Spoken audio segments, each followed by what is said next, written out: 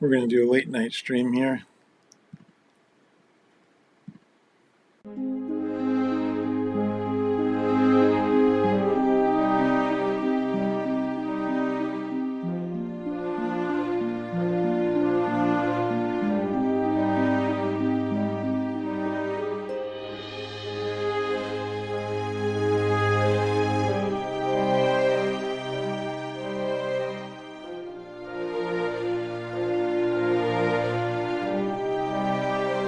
How dare you!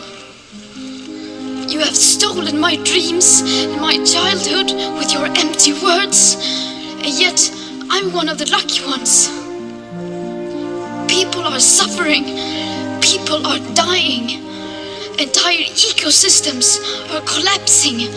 We are in the beginning of a mass extinction, and all you can talk about is money and fairy tales of eternal economic growth. How dare you!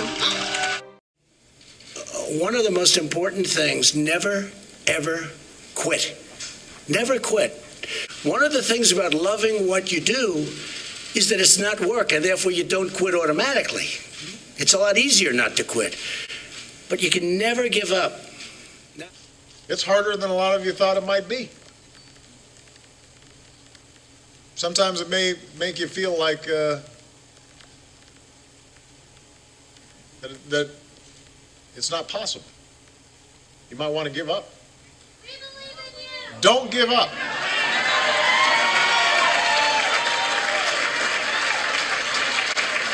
I don't want you to feel discouraged. I want you to understand that it just means we got to push that much harder. Don't shoot. Outrage over police killings of black people has fueled unrest from coast to coast.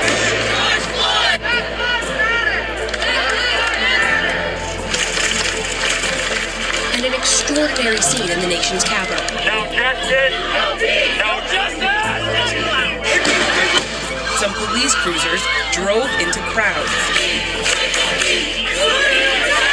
As a black man, every day I wake up and wonder, will I be able to go home? I can't breathe! I can't breathe! I can't. I'm declaring a public health emergency of international concern over the global outbreak of novel coronavirus. This kind of things which will help you sanitize, they're flying off the shelf. Breaking news tonight, the number of coronavirus cases in the U.S. nearly doubles. As new cases spread nationwide, health officials are warning all Americans to be prepared. You have to start taking seriously what you can do now. Bottom line, it's going to get worse. We have therefore made the assessment that COVID-19 can be characterized as a pandemic.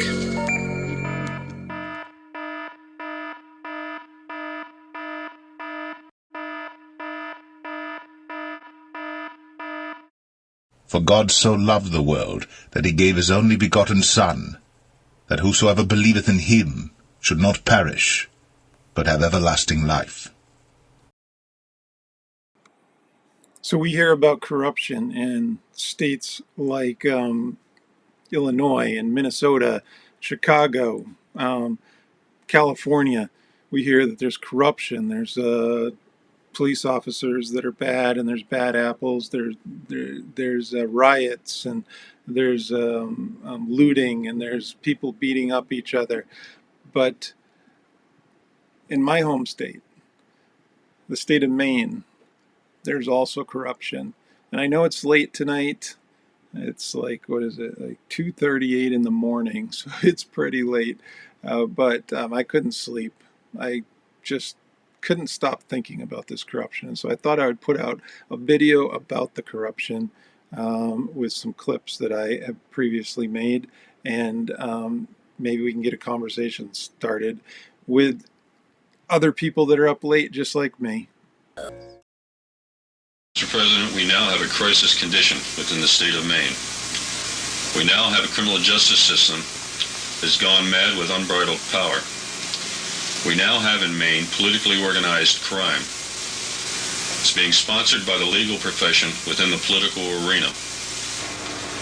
The remainder... That guy made a documentary way back in the 1980s or 70s or sometime, and the police in Maine and the government in Maine gave him such a hard time that it stressed him out, and he died very young. Before he was able to release his final documentary, he had files on dozens and dozens of corruption cases within the state of Maine, spanning from the 60s all the way to the 80s. And this guy was a hero, was a warrior for justice and anti-corruption in Maine. And because of the stress that they put on his family, they retaliated against him. They charged him with false crimes. They were spying on him, a number of things. He finally had a heart attack or had a health condition and unfortunately passed away. But I wanted to highlight some of the things that are going on in Maine that are absolutely insane. This happened in Minot, Maine very recently, and this should just blow you away. At the end of this report, they even say Maine is the cover-up state. Tonight, an I-Team investigation you'll only see on CBS 13. The officers involved in a deadly February shooting in Minot are now back on the job. But that investigation continues, and the public still knows very little about what actually happened.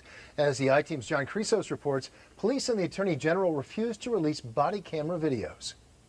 It's been more than 3 months now since officers in Androscoggin County shot and killed a man in Minot. And all we have is this short press release, which is a brief account of what happened, according to police. We grew up together. They lived down the street. Tony Hathorn wants justice for Jason. Seeking answers about what happened the February night his friend Jason Gora was shot and killed. Why they shot him. Why they couldn't use less lethal. I mean, we just want to know why. I think the family deserves it. Police described this officer-involved shooting as an armed confrontation with a man in a compromised state of mind.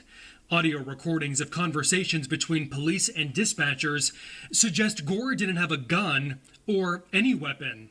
Jason does not have the weapon. And to confirm, he does not have the gun. His family told us they simply called police for a welfare check, which turned into a police chase and crash. He didn't have a warrant for his arrest. He wasn't a wanted man. And we reached out to the people we thought would help him.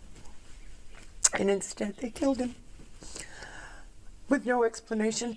We counted what appears to be at least 20 bullet holes stretching more than 50 feet in this former auto body shop, the scene of the shooting. An autopsy report says Gora was hit with 8 bullets, including in the neck, torso, and chest. Those 3 bullets traveling back to front. Which would suggest to me as a layperson that he may have been turned in some manner away from the officers when he was shot. Family attorney Vern Parody has hired a forensic pathologist to review the autopsy. He and Gora's family would also like to see police body camera videos to more fully understand what happened that night. None of us were there. None of us saw what unfolded. Deputies with the Androscoggin County Sheriff's Office wear body cameras. 3 of the 4 officers involved were from that department. According to the policy and procedure manual, the body camera shall be activated at the initiation of any law enforcement encounter with a member of the public. 2 years ago, after county commissioners approved $126,000 in taxpayer money for the body cameras, the chief deputy told us the new equipment would help better serve the community. Oftentimes, the body cameras help clarify what actually happened, and most times it actually exonerates the officers. So I think it's a good tool for the officers to use and for the citizens to see what's actually happening. But citizens haven't been able to see what's actually happening. The Sheriff's Office and the Attorney General denied the I-Team's public records request for the videos, citing a pending investigation.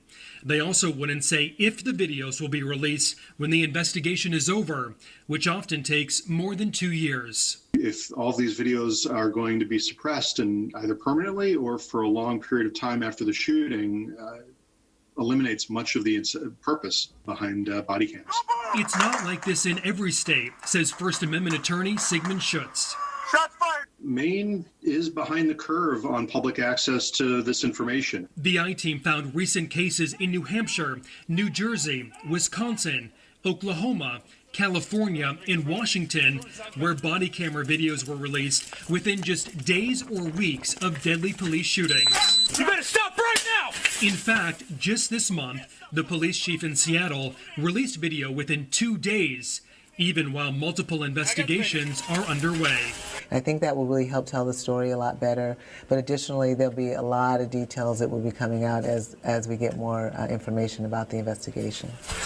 She says the video is of legitimate interest to the public. Other states have embraced the notion that enhanced transparency builds greater public trust when there are police-involved shootings.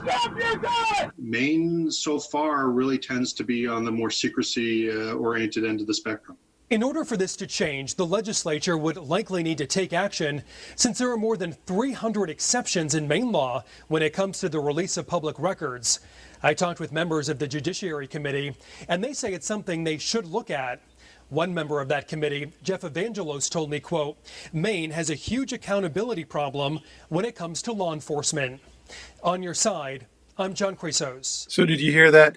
The state of Maine has a huge accountability problem when it comes to law enforcement. That's an understatement, because the state of Maine absolutely will not release body cam footage unless it takes an act of God for them to release the body cam footage. They are extremely secretive, and only in cases where there's public outrage or there's a lot of newspaper reporters asking for it will they ever release it. They won't release reports on ongoing investigations, which makes sense to some degree, except almost every other state out there will release stuff like, for instance, autopsy reports get released in other states, not in Maine, or if an officer is involved in a shooting, they'll release whether his drug alcohol test was done, not in Maine.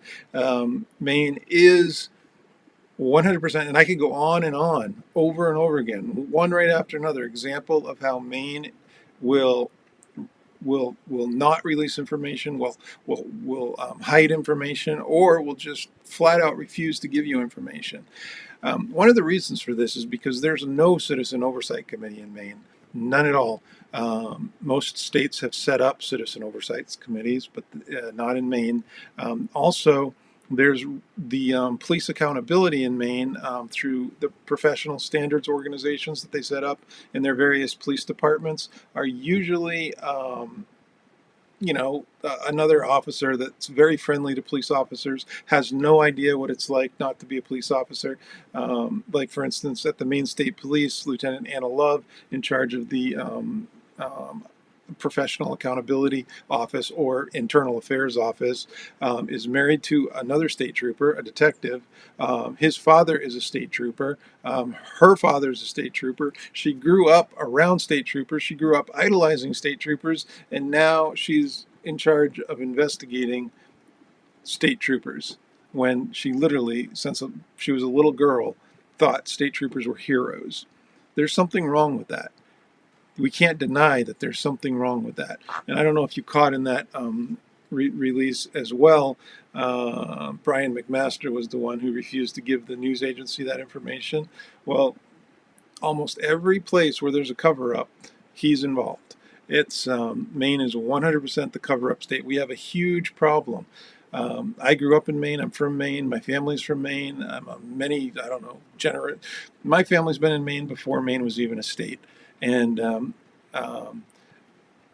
after college, I went to the University of Maine. After college, I left Maine because I couldn't find work, because Maine is so heavily regulated that people that grow up in Maine are forced to leave the state in order to find work. And then I finally find a job. I build myself a career. I start my own business, become a private investigator. I expand my practice around New England. And then when I try to go get licensed up in Maine, I find out that they only give licenses to former state troopers and law enforcement or cronies. In fact, the person who is in charge of a committee that does oversight in the private investigation industry, guess, is the owner of the largest private investigation company in the state of Maine. But recently there was a little bit of a ray of light. There was a whistleblower, George Loader, who came out and called out corruption that he saw in the state. And I wanted to show you this video that I made of that whistleblower. Hello, I wanted to discuss an update in the Maine State Police whistleblower article that came out in the Bangor Daily News a few weeks ago, about a month ago. So basically, the gist of the whistleblower complaint was that there was a Maine State police trooper who was assigned to an anti-terrorism task force where he worked directly with the FBI in Portland, Maine. And when he saw that a unit that was set up after 9/11 to investigate terrorism was being used to illegally spy on Maine citizens, he told his superiors that he thought the activity was illegal, and that it was not right for them to spy on Maine citizens for doing perfectly legal activities such as buying and owning guns, protesting their government lawfully, and a few other things, including spying on a Jewish, I believe it was a Jewish summer camp on a lake up in Maine. Anyway, it was a pretty big story in the state of Maine about how a organization called the Fusion Center, which is part of the Maine State Police or the Department of Public Safety in Maine, but it's consists of, I think, 4 or 5 sworn Maine State troopers, sworn police officers, and then I think 4 non-sworn people work there, civilian people. The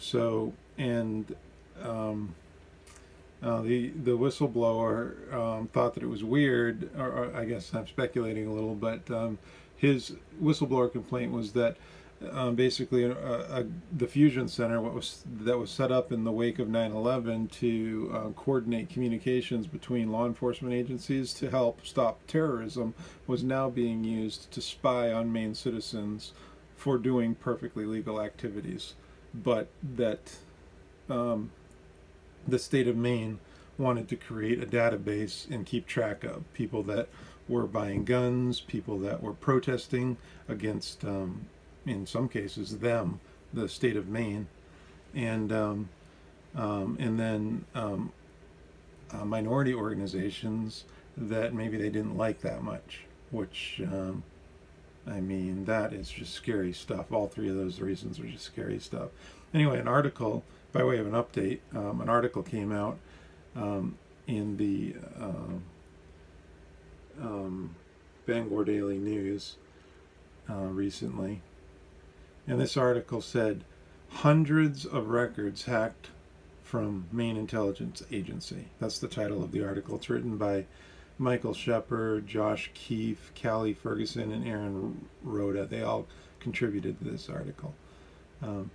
Again, hundreds of records hacked from Maine Intelligence Agency, which is this Fusion Center that the whistleblower complaint was talking about. So the article starts out, "Hundreds of documents from the Maine State Police unit at the center of the bombshell lawsuit have been published online as part of a wider hacking of U.S. law enforcement agencies, revealing sensitive information about potential victims and suspects of crime in the state. The Maine-specific documents originated from the Maine Information Analysis Center, the secret intelligence agency run by the state police and the Maine Emergency Management Agency that is at the center of a May whistleblower lawsuit from a state trooper who alleges the center has been illegally spying on residents.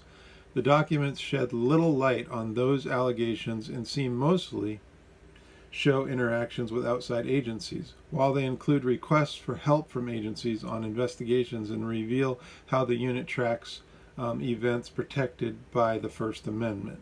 They do not disclose data gathering techniques or internal communications such as emails between the center and staff, or between the center staff. Last week, an activist group that publishes leaks online released more than 1 million files stolen from police departments across the country.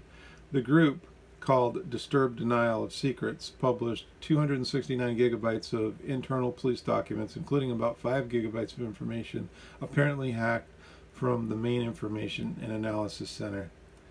The founder of the group that published the leak, Emma Best, told Wired that the files come from Anonymous, a loosely organized hacktivist group known for cyber attacks against governments, corporations, and other institutions. Best told the magazine that none of the files appear to be classified and may not show police acting illegally, but instead reveal controversial practices and the tone of police discussions. The Maine Information Analysis Center, a so-called fusion center, collects analysis and shares intelligence between the federal government and state and local agency. It also provides analytical support for crimes of a complex or statewide nature. It is unclear how the documents were stored and how they were hacked, but it appears they were obtained through a website developer vendor used by the Fusion Center since 2017. The hacked Maine documents are dated from 2017 to as recently as this month. Nets Essential,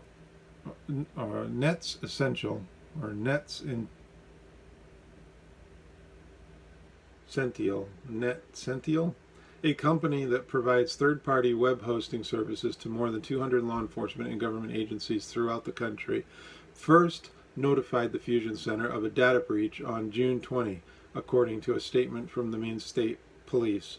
Since then, the center has been assessing the extent of the data breach with local, state, and federal partners, including the FBI Houston Field Office, which is investigating. On Friday, the center learned that data sets submitted by partner organizations and maintained by Netsential were made public through various unlawful means, according to the statement from the state police. We will be engaging in additional, more specific notifications to those agencies affected as we learn what the contents of those breaches are to ensure that ongoing investigations are not jeopardized, the state police said.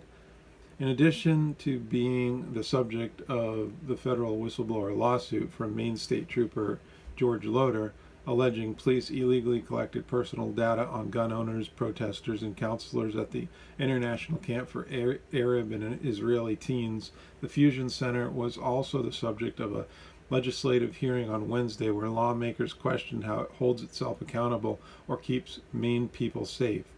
Top legislators have criticized the unit.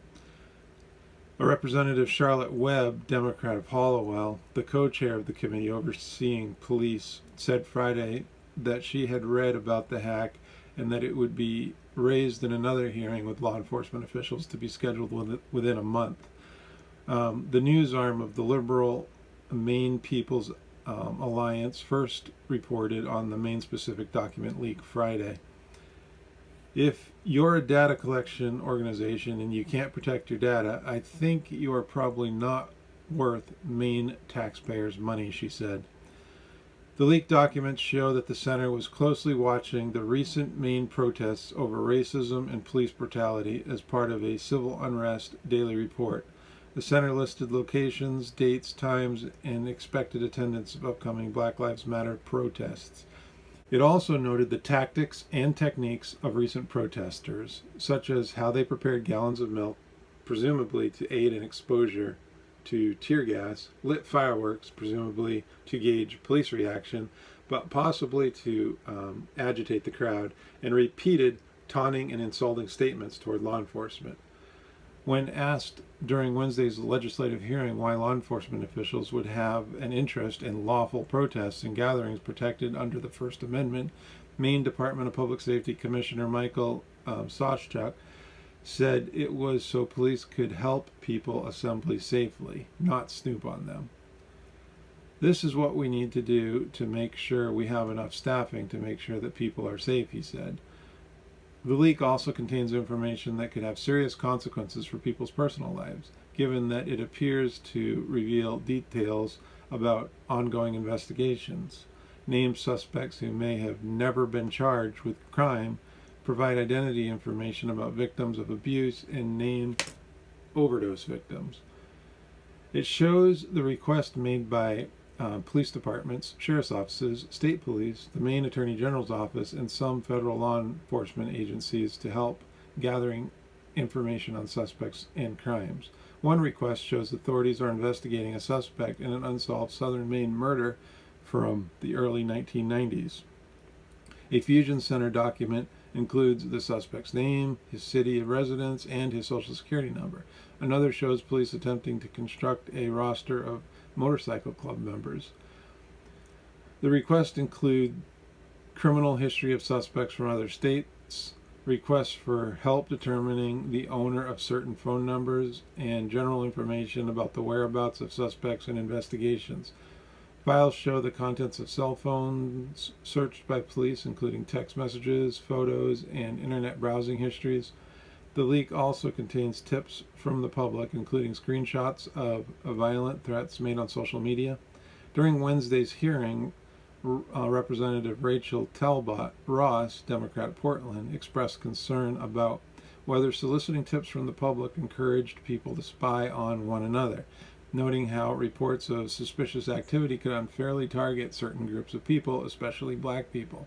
Some of the hacked files appear to highlight that tension over how proactive law enforcement should be in monitoring the potential for violence while respecting free speech and privacy. In one case, a person contacted the Fusion Center with concerns about the radicalization of the white nationalist organization New Albion, formed by former Jackman town manager Tom Kaczynski, I guess. Ultimately, do I think these folks just need a hug and to be more involved in their community to get out of their fear-induced anxiety spiral? Yes, said the December 2019 tip from a private citizen monitoring the group's social media activity. But they also advocate for arming themselves, and they're creating this ideology around it. Yeah, that's the end of the article. The Fusion Center has been doing some pretty shady things, including keeping an eye on perfectly legal protests. I mean, none of these protests that they are talking about here with Black Lives Matter or the recent protests about police accountability ever turned violent in the state of Maine. There was no violence. There was nationwide in other areas, but not in Maine. And then I think that I should add to this article, because when I learned about this, I have been sort of keeping something back that I haven't been telling people about. But recently, I applied for a professional investigator license in the state of Maine.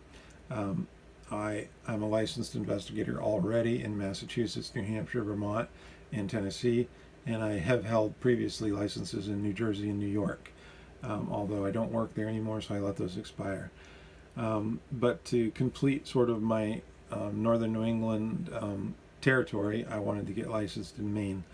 So I applied for a private investigator license in January of 2018.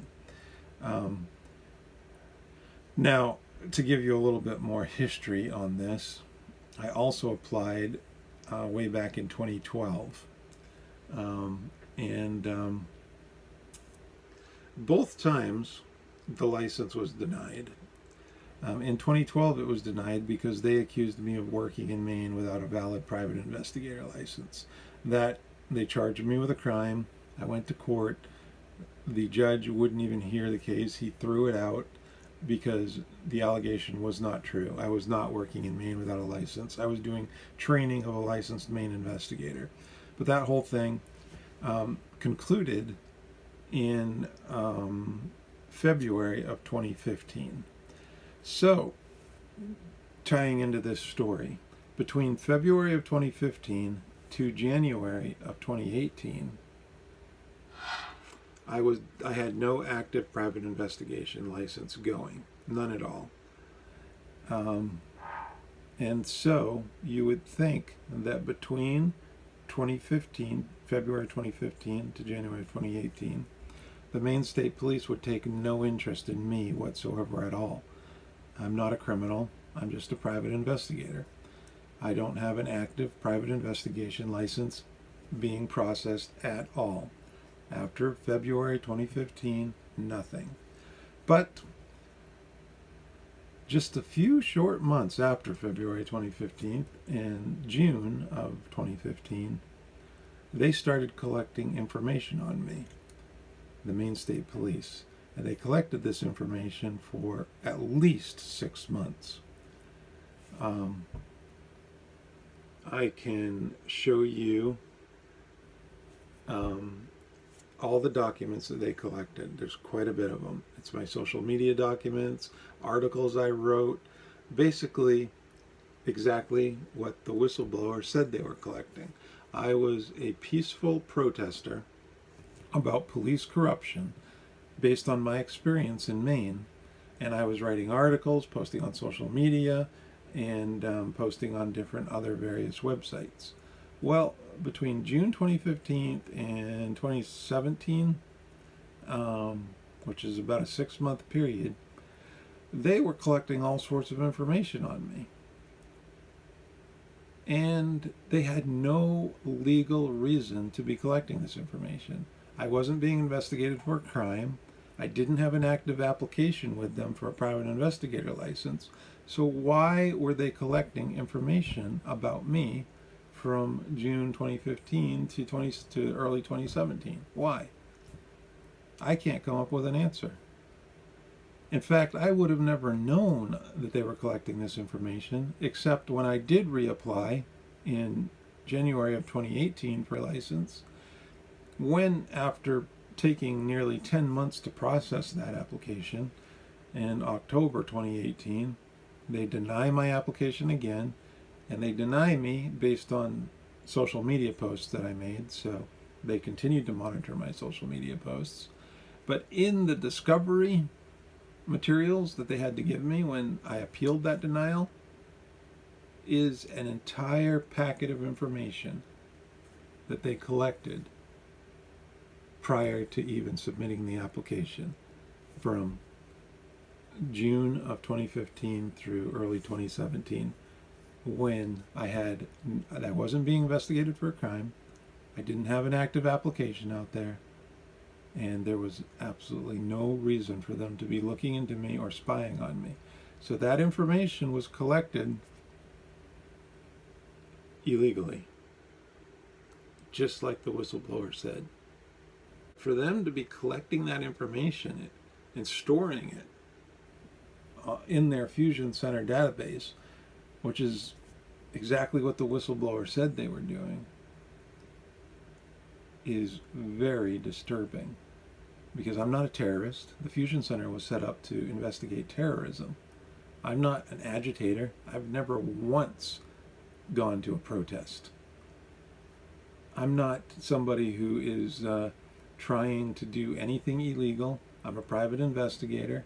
If I did anything illegal, I'd lose my entire career.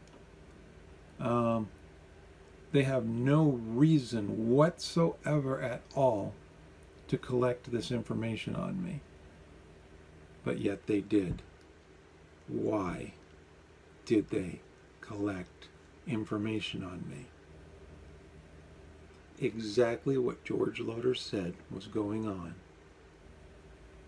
It happened to me, and it happened to lots of other people. This is highly disturbing stuff. An organization set up by our government to investigate terrorism is now being used to investigate law-abiding citizens that are simply protesting government corruption. If that doesn't disturb you, I don't know what will. Thanks for watching my video.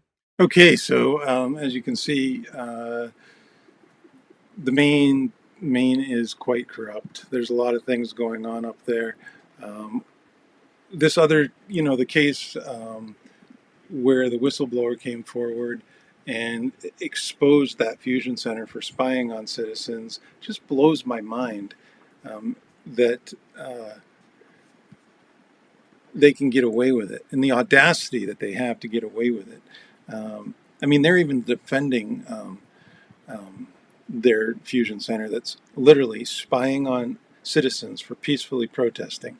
Recently, stories have come out. They're spying on Black Lives Matter activists. They're spying on protesters for a power line that's going through Maine, the environmental protesters. They're spying on people that are just critical of them on social media. That's kind of the background between what happened.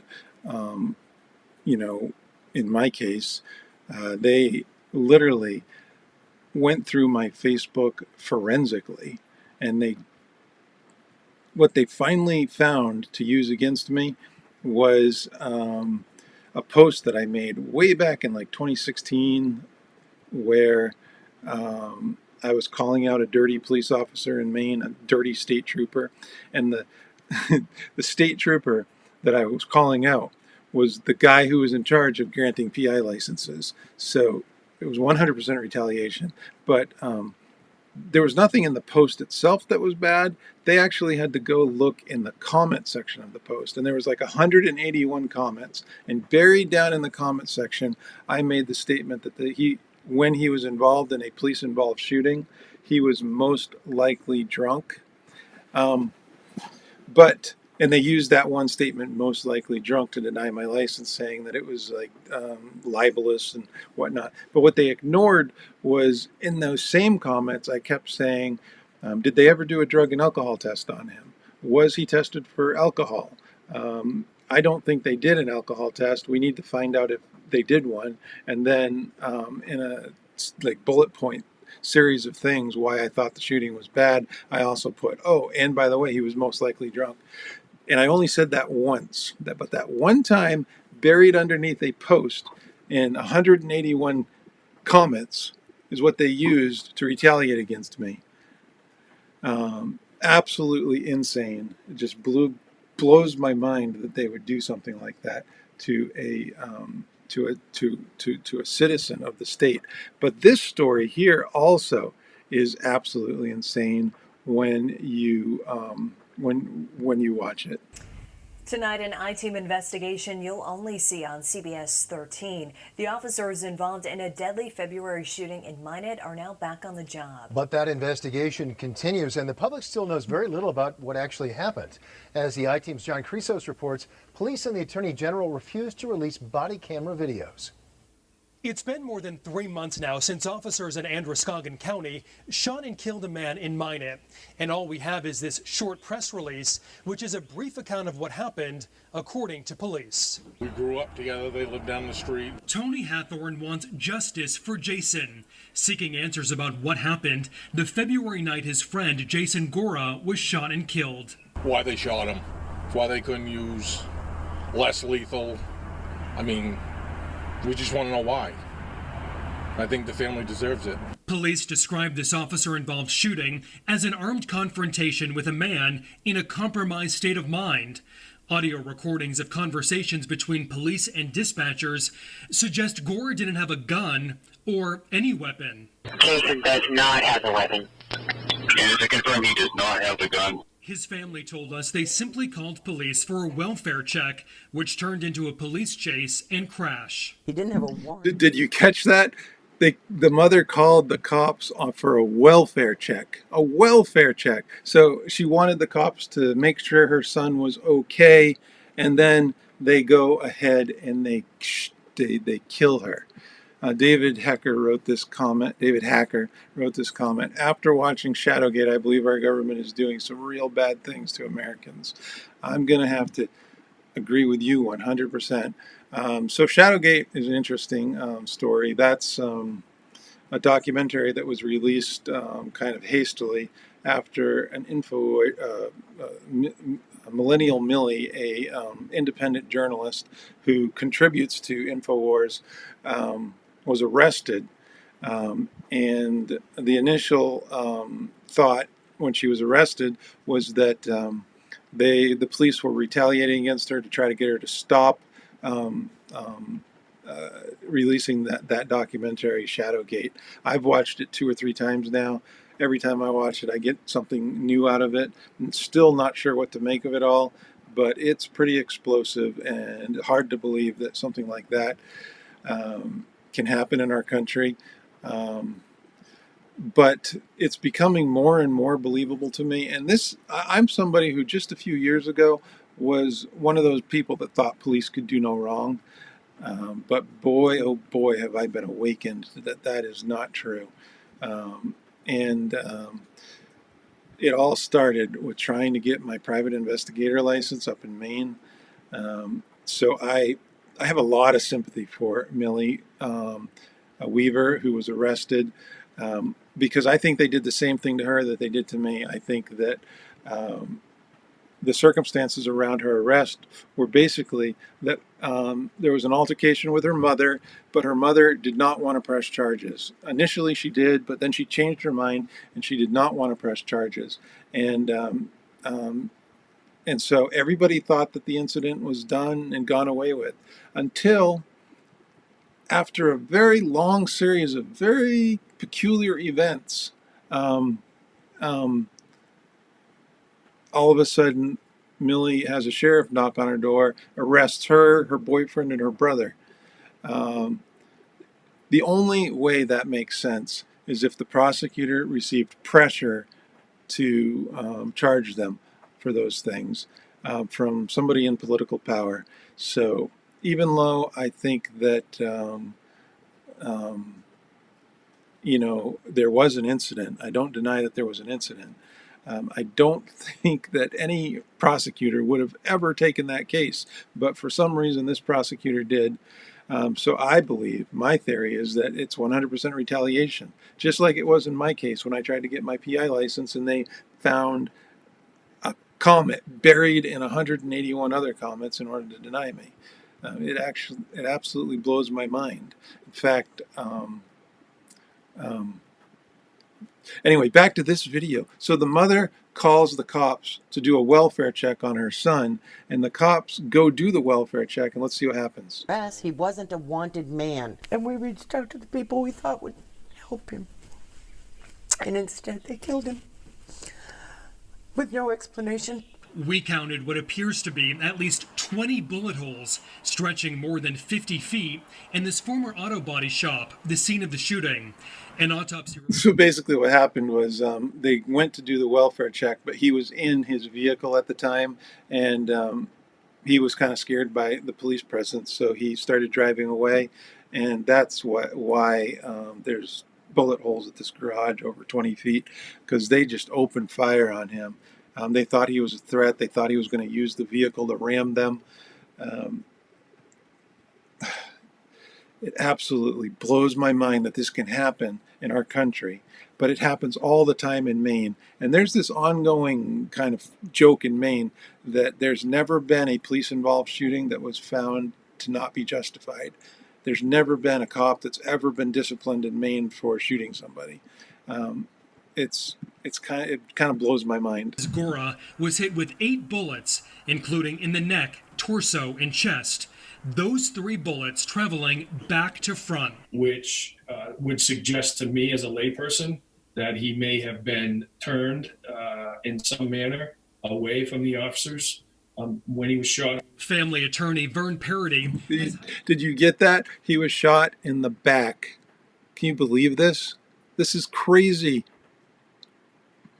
Corruption in the state of Maine. Forensic pathologist to review the autopsy. He and Gora's family would also like to see police body camera videos to more fully understand what happened that night. None of us were there. So the only reason that they were able to see the autopsy report is because the family released it. The police did not release that. That's what I don't think that's covered in this story. The police in Maine cover up everything, and the reason they do it is because they can do it, because there's no police accountability in the state of Maine. It makes me so upset that these riots and these looting and these criminals and they're beating up people. After, in the wake of George Floyd, we had an opportunity for real change, for police reform, but it's being thrown away. Let's go on. None of us saw what unfolded. Deputies with the Androscoggin County Sheriff's Office wear body cameras. 3 of the 4 officers involved were from that department. According to the policy and procedure manual, the body camera shall be activated at the initiation of any law enforcement encounter with a member of the public.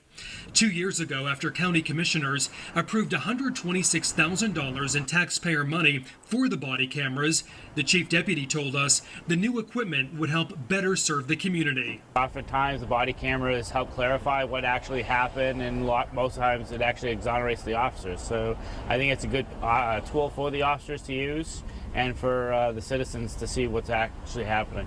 But citizens haven't been able to see what's actually happening. The Sheriff's Office and the Attorney General denied the I-Team's public records request for the videos, citing a pending investigation. They also wouldn't say if the videos will be released. Check out the name at the bottom of that document. It's Brian McMaster, and they always deny everything. When an investigation is not complete, the state of Maine will deny everything. Other states, they release dash cam, they release, alcohol report, all sorts of things, but not the state of Maine. Is over, which often takes more than 2 years. If all of these videos are going to be suppressed and either permanently or for a long period of time after the shooting, eliminates much of the purpose behind body cams. It's not like this in every state, says First Amendment attorney Sigmund Schutz. Maine is behind the curve on public access to this information. The I-Team found recent cases in New Hampshire, New Jersey, Wisconsin, Oklahoma, California, and Washington, where body camera videos were released within just days or weeks of deadly police shootings. You better stop right now! In fact, just this month, the police chief in Seattle released video within 2 days, even while multiple investigations are underway. I think that will really help tell the story a lot better, but additionally there'll be a lot of details that will be coming out as we get more information about the investigation. She says the video is of legitimate interest to the public. Other states have embraced the notion that enhanced transparency builds greater public trust when there are police-involved shootings. Maine, so far, really tends to be on the more secrecy-oriented end of the spectrum. In order for this to change, the legislature would likely need to take action, since there are more than 300 exceptions in Maine law when it comes to the release of public records. I talked with members of the Judiciary Committee, and they say it's something they should look at. One member of that committee, Jeff Evangelos, told me, quote, Maine has a huge accountability problem when it comes to law enforcement. On your side, I'm John Chrysos. So did you catch that? Maine is very secretive. They have a huge accountability problem, and they are simply the cover-up state. There's so much corruption going on up in Maine that, I mean, it just 100% blows my mind. But I'm going to share with you a story now that is a little bit different. It is... Let's see if I can even find it. It's hard to have sympathy for this particular incident, but this is the case that I was talking about, where I was commenting and I was asking questions. And what's funny is I went back and forth on this case as I was researching it, and I was using social media as a tool to kind of look into it.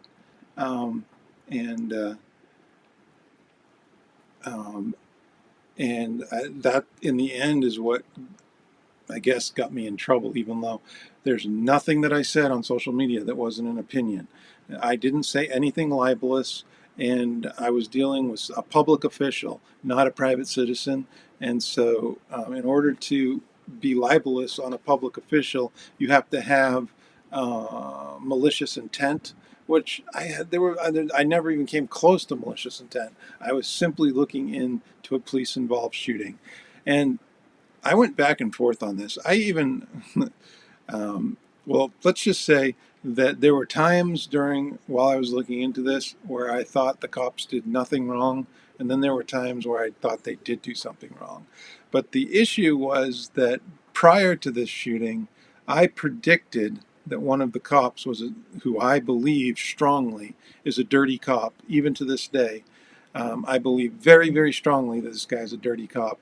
I predicted he would probably kill somebody. And then when I woke up to the news that he killed somebody, I immediately became very, very, very interested in the story. And this is the story here. Hi, my name is Amber, and I have a dog here who when I twerk, they hump my leg. Killed in Maine, a controversial police shooting by Joshua Gray, PI from Boston, Massachusetts. Vassalboro, Maine. A girl is killed by the police. She was the passenger in a vehicle driven by a man who just committed armed burglary. In a desperate attempt to escape from the police, the man crashed into a police cruiser, and 2 troopers shot and killed Cadhar Bailey and Ambrosia Amber Fagree. The incident garnered media attention, and once again a controversial police-involved shooting was in the news. Maine State Trooper Jeff Parks fired the shot that killed Amber Fagree, and Lieutenant Scott Ireland fired the shot that killed Cadhar Bailey. After nearly a year-long Attorney General's investigation, the officers were cleared of all wrongdoing. This was an all too familiar outcome. In the entire history of Maine, every police-involved shooting has been found to be justified. Right from the beginning, most people assumed this was a good shoot, and the police officers did nothing wrong. However, when you take a closer look, not everything is how it seems. First, we must look at the events that led up to the shooting, and also the investigation that was conducted to clear them. When 2 people are killed, this is the least we can do. It's important to start this article by disclosing that I have a history with Lieutenant Scott Ireland, the officer who killed Cadhar Bailey, and believe him to be a dirty cop. My interest in this shooting was influenced by that belief. Prior to the killings, I repeatedly warned he was a bad cop who would eventually kill someone. In fact, I wrote articles, posted on social media, and filed an internal affairs complaint against him to prevent this exact thing from happening. When I learned that he killed someone, I was overcome with intense emotions that I did not do more to warn people. It's hard to describe the guilt you feel when someone that you predicted would kill actually kills a fellow human being. I have provided links to the other articles at the bottom of this and in the description of the video. Cadhar Bailey was a self-employed roofer from Gardner, Maine. I was told that he was a hard worker who was proud to be a small businessman. However, he had a dark side. Like so many young people in Maine and New England, he had become addicted to drugs and alcohol. His roofing business was struggling, and the persistent call of addiction led him down a dark path to the rural town of Vassalboro, Maine. Some say that he went to this town with a young 18-year-old girl known to her friends as Ambrosia Amber Fagree. Exactly how Amber ended up in his vehicle as a passenger is not clear. Amber's boyfriend Nick Penny claims that she liked to hitchhike and was picked up by Cadhar to get a ride back from the to the Augusta area. Cadhar's relatives, who wishes to not be named, claims that Amber and Cadhar were drug buddies who would get high together. Regardless of how they both ended up in the same vehicle, the events of that winter day would end with Amber fighting for her life and Cadhar dead. Cadhar parked his vehicle, a Dodge Durango that he had borrowed from his uncle, at a turnaround point on Arnold Road in Vassalboro. He left Amber in the vehicle and walked through snow and forest to a residential house. He walked to the home of Richard Brown, and knocked on the door. He offered to shovel Mr. Brown's roof for $100. When Mr. Brown declined the offer, he watched as Cadhar walked away from the house. Moments later, Mr. Brown heard sounds coming from his garage. He discovered Mr. Bailey in the garage and was then allegedly held at gunpoint. Mr. Bailey tied his arms and legs and put him in the basement. Mr. Bailey proceeded to ransack his house over several hours. He finally stole Mr. Brown's pickup truck and departed the house after threatening to kill. There is little question that Mr. Bailey committed a burglary, tied up the homeowner, and stole the truck on this day. If Cadhar Bailey had lived, he would most likely be serving a lengthy prison sentence for his actions. Meanwhile, Lieutenant Scott Ireland of the Maine State Police was returning home. He lived on Arnold Road, only a half a mile from the turnaround point where the Dodge Durango was parked. A neighbor informed Lieutenant Ireland, who was off-duty and wearing civilian clothing, of the suspicious Dodge Durango parked down the road. Lieutenant Ireland put on his police belt and jacket, hopped into his unmarked cruiser, and went to the area. He observed Amber Fagree slumped over in the passenger seat. He noticed the vehicle was running and feared that she could be suffering from carbon monoxide poisoning. He knocked on the window and was able to get her attention. Lieutenant Ireland discovered that she was out of it. Miss Fagree told Lieutenant Ireland she was waiting for her boyfriend to return and gave several names including Nick, Brian, and Hunter, but could not give a last name. She never mentioned Cadhar's first name. Sergeant Galen Estes of the Kennebec County Sheriff's Office arrived on scene. Lieutenant Ireland spotted footprints in the snow leading to Mr. Richard Brown's house and attempted to reach Mr. Brown on the phone. When he could not reach him, he called relatives. When nobody could reach Mr. Brown, Lieutenant Ireland decided to go investigate and left Sergeant Estes to watch Amber. It should be noted that for Lieutenant Ireland to know who lived in the direction of the footprints, know the homeowner's phone number, and further know his relatives' phone numbers, it seemed logical to assume Lieutenant Ireland was friends with Mr. Brown. Lieutenant Ireland received a call from a nephew of Mr. Brown who informed him his uncle had been robbed at gunpoint and tied up. Lieutenant Ireland spotted Mr. Brown's truck pulled off the road and observed footprints in the snow. Because Lieutenant Ireland lived in and knew the area, he believed the footprints would lead back to where the Dodge Durango was parked. Back at the Dodge Durango, Chief Mark Brown of the Vassalboro, Maine Police Department had arrived on scene. Sergeant Estes decided to move a few police vehicles that were blocking the narrow dead-end road while Chief Brown watched Amber. Drugs were discovered in the vehicle with Amber. However, Chief Brown had not arrested, moved her to a police cruiser, called for an ambulance, or made any effort to get her out of the Dodge Durango. While Sergeant Estes was moving a police vehicle, Lieutenant Ireland was radioing to Chief Brown that an armed suspect may be walking in his direction. Chief Brown looked and saw Cadhar Bailey walking toward him and saw what he believed to be a gun in his hand. Chief Brown moved from the passenger side of the Durango to the driver's side to seek cover. He had ordered Mr. Bailey to stop. However, Mr. Bailey continued to approach. Simultaneously, Trooper Jeff Parks and the Maine State Police arrived just down the road. Chief Brown discharged his weapon and got behind a snowbanking. Chief Brown then heard a loud sound. He believed it to be gunfire. However, it could have been Cadhar Bailey closing the Dodge Durango's door as he entered. Trooper Jeff Parks heard fire and stopped his police vehicle in the middle of the road, blocking the only point of departure for Mr. Bailey, and exited the vehicle for cover. Mr. Bailey accelerated the Dodge Durango with Amber in the passenger seat. Trooper Parks fired several rounds at the Dodge Durango, and it crashed into the police cruiser that was blocking the road. The impact was enough to deploy the airbags of the police vehicle and push it back 50 feet. However, the airbags did not deploy in the Dodge Durango. It seemed clear that Mr. Bailey was trying to escape the police and ramming the empty police cruiser that was blocking the road was his only option to achieve that objective. Both Chief Brown and Trooper Parks had failed to stop or hit Mr. Bailey with their gunfire. However, Trooper Parks had hit Amber Fagree with a round, and she was now bleeding and injured in the passenger seat. Trooper Parks claims that he did not know there was a passenger in the vehicle and did not see the passenger. This seems curious as Lieutenant Ireland, Sergeant Estes, and Chief Brown were all aware that she was in the vehicle, and there had to be radio traffic about Miss Fagree being in the vehicle. Regardless, she was in the vehicle and would die as a result of the gunshot injuries. Lieutenant Scott Ireland had arrived at the scene and observed Mr. Bailey with a hand out the window. He ordered Mr. Bailey to show his hands and then observed a series of quick movements toward the center console area of the vehicle. Lieutenant Ireland interpreted this as Mr. Bailey reaching for a gun. However, could have been Mr. Bailey noticing that Amber was shot and bleeding and reaching over to help her. Lieutenant Ireland fired his weapon at Mr. Bailey and killed him.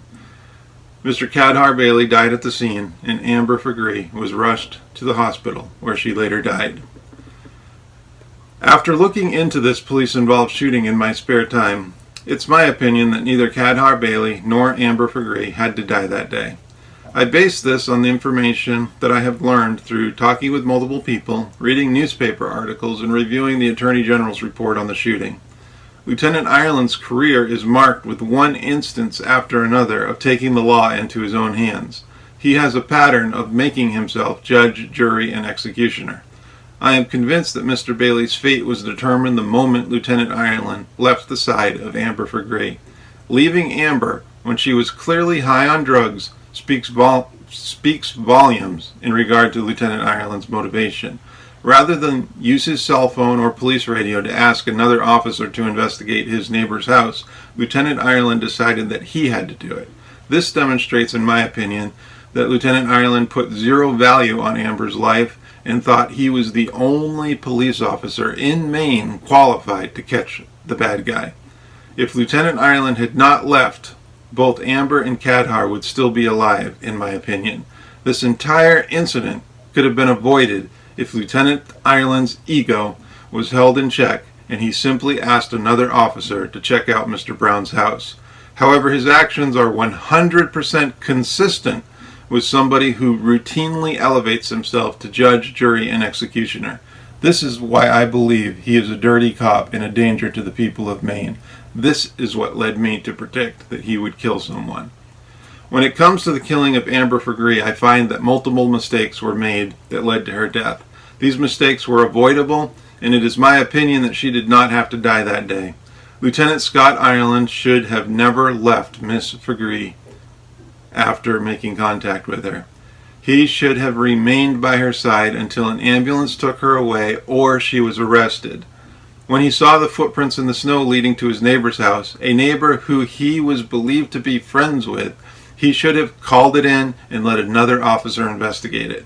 When Chief Brown and Sergeant Estes learned the drugs in the possession of Amber Fagree, she should have been handcuffed and moved to a patrol car so that the crime scene could be preserved and a detailed search of the Dodge Durango could be conducted. When Mr. Bailey approached the Dodge Durango, Chief Brown should have been able to stop him before he entered the vehicle and smashed into the police cruiser. Sergeant Estes, who was moving a vehicle at the time, should have helped Chief Brown engage Mr. Bailey and stop him from entering the vehicle. Finally, Trooper Parks should have known a passenger was in the vehicle. These glaring mistakes should not be ignored when looking into this shooting. They directly led to the death of Amber Fagree.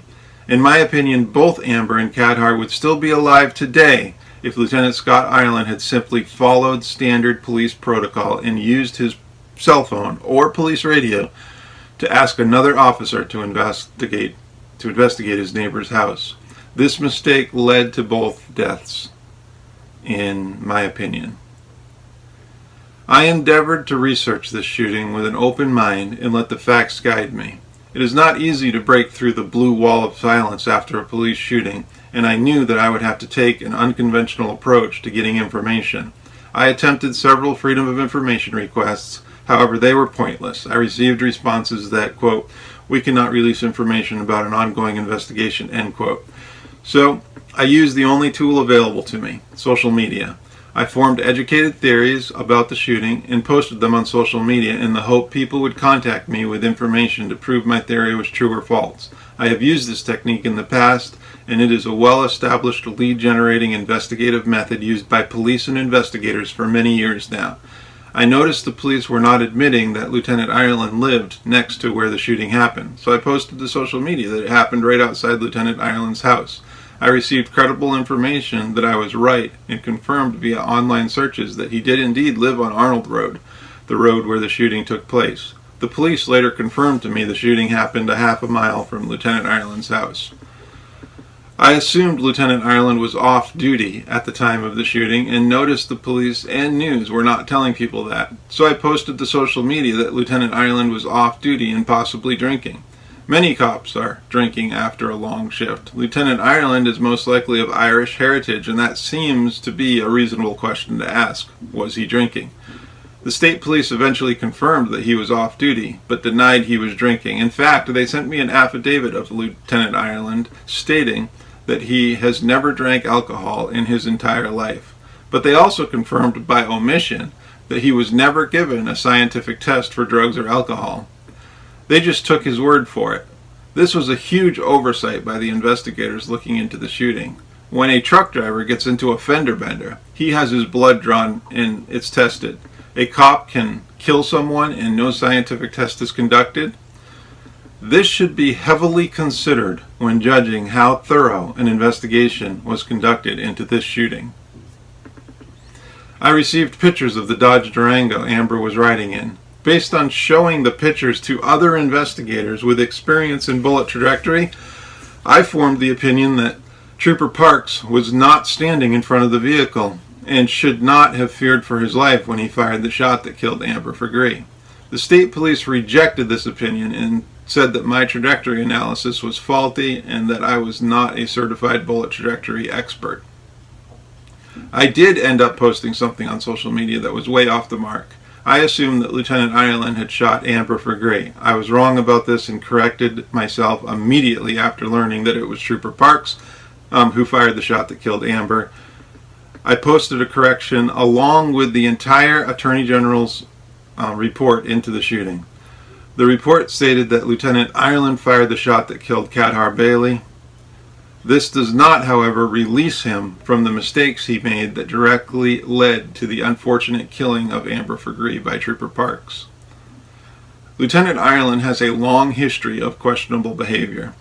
I wrote an article about how he retaliated against me after I was charged with a crime and won in court. I was completely exonerated and Lieutenant Ireland could not handle that. So he and others retaliated against me by denying a professional license and contacting my largest client. I lost that client after they told them that I was under a, quote, investigation that is ongoing, end quote. This cost me a significant amount of revenue and my ability to grow my business.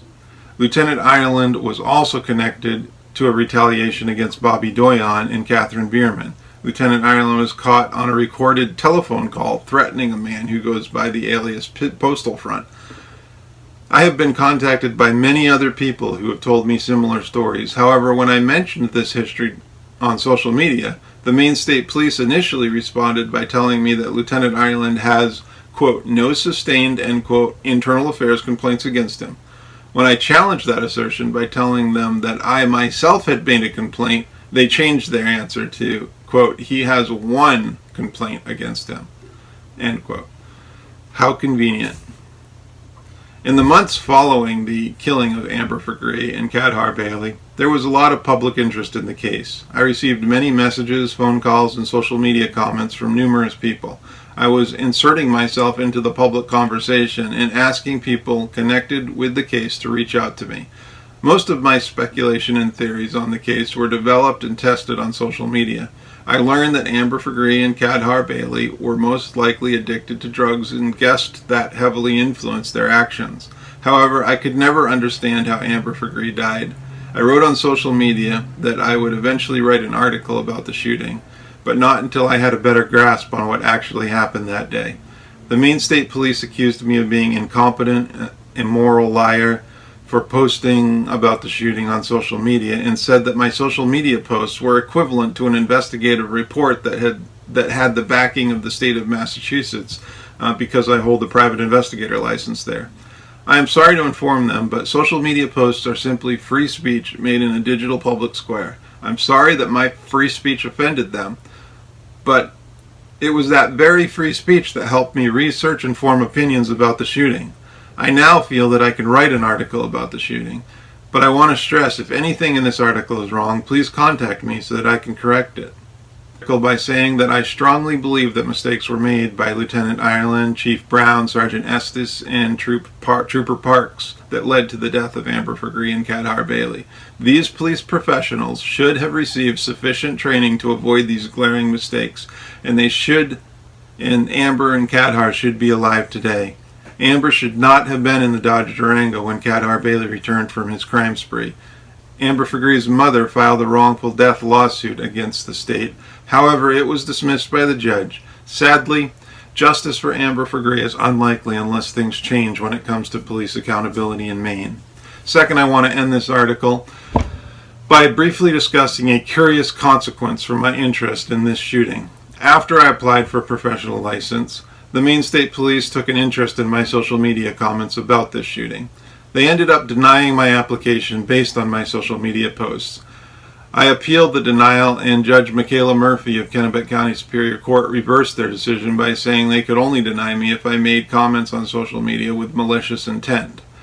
So, the Maine State Police yet again denied me, stating that I made my social media comments with malicious intent. I have begun a new appeal and will post updates on social media. I would confidently say that I am being retaliated against by the Maine State Police for questioning a police-involved shooting.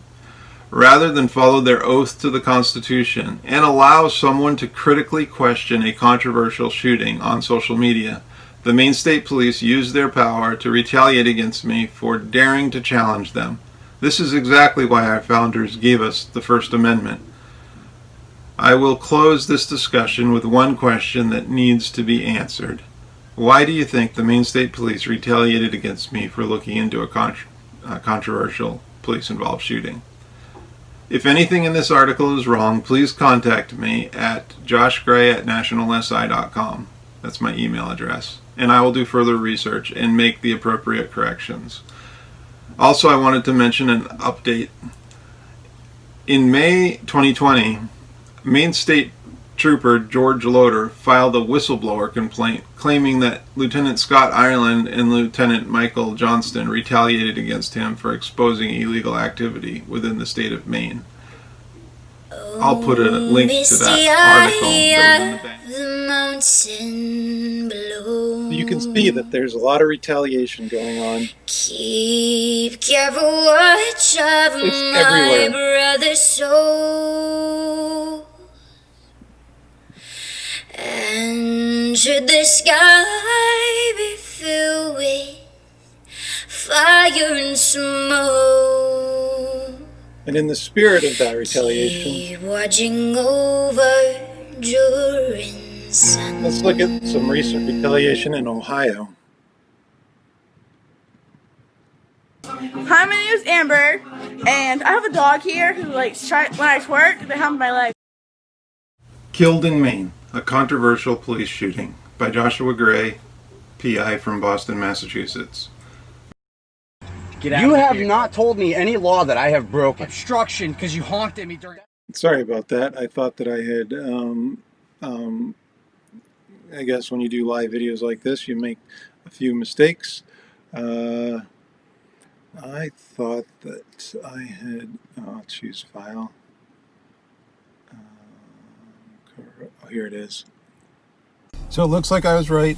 We have the evidence came out. We have the indictment that came out. Here it is from the state of Ohio, Portage County. So this is the indictment against Millie Weaver and how the state of Ohio retaliated against her for posting on social media. The same circumstances were happening. So this is the Millie Weaver recent retaliation by the Portage County Police Department. In the Commons Plea Court, this is the secret indictment now being released. It looks like on the first count, tampering with evidence, obstructing justice, and domestic violence.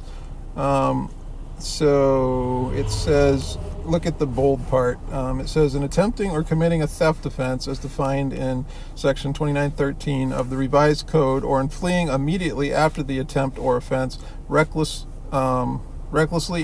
attempt to inflict, or threaten to inflict physical harm upon Felisa McCarran, who is Millie's mother. Said act being robbery, a felony in the second degree, and then we go to the next count, tampering with evidence, obstructing justice, and domestic violence. We know that on the 25th of April, 2020, we have Millie Weaver, Charles Weaver, and Gavin Wentz. So Millie Weaver, Charles Weaver, I think, is Millie's brother, and Gavin is Millie's boyfriend.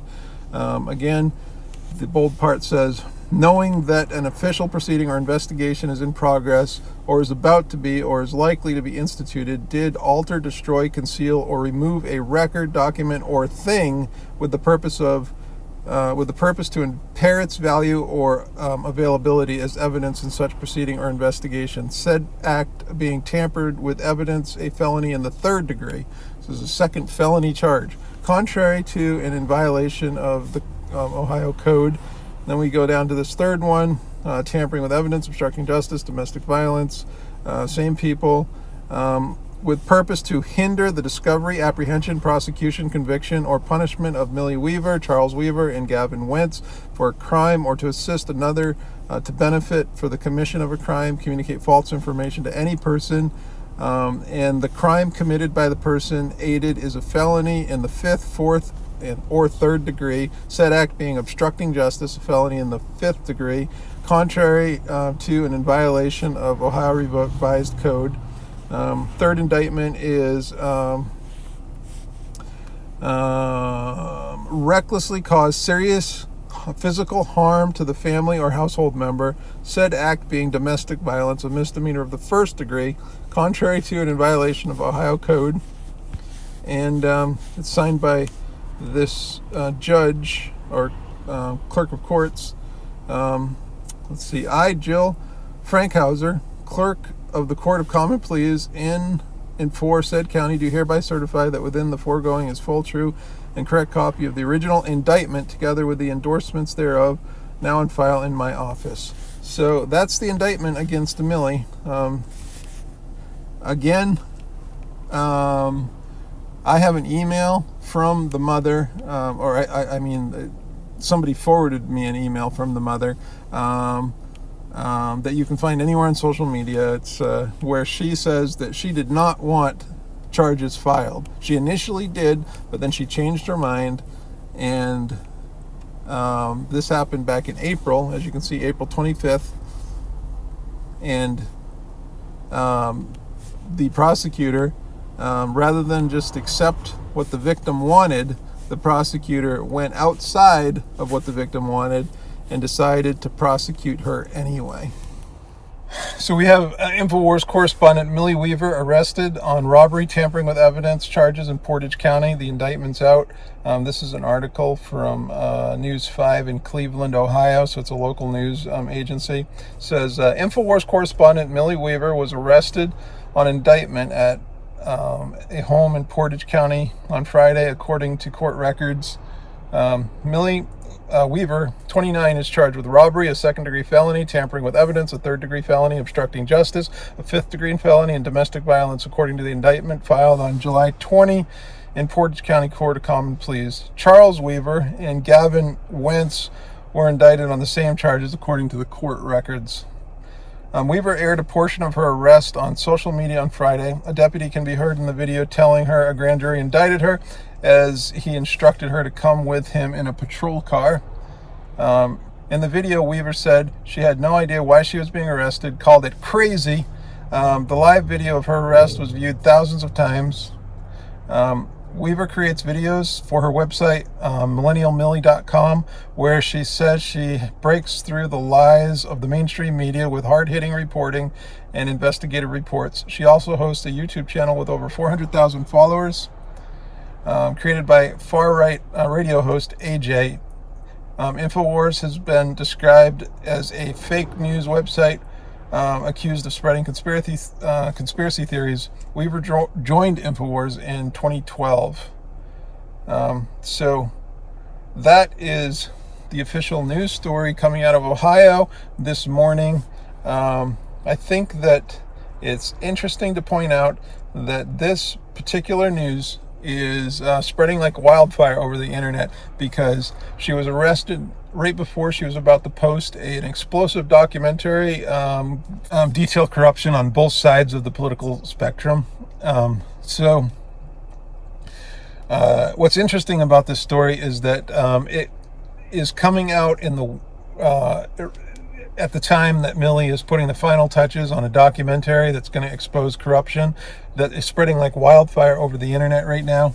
And that's what makes this story so interesting, that she's arrested right when this is about to come out.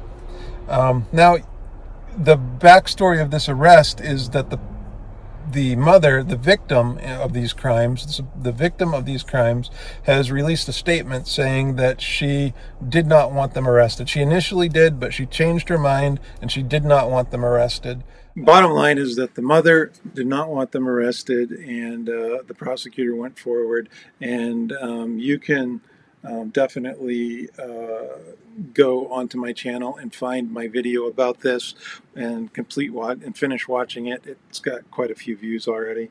But it was retaliation. But this video is about Maine retaliation. So I wanted to show you some retaliation that a Maine state trooper did against a driver on, I think, I-95 or somewhere, where in Maine we have a law. In most states they have a law that you're required to pull over if a police is on the side of the road.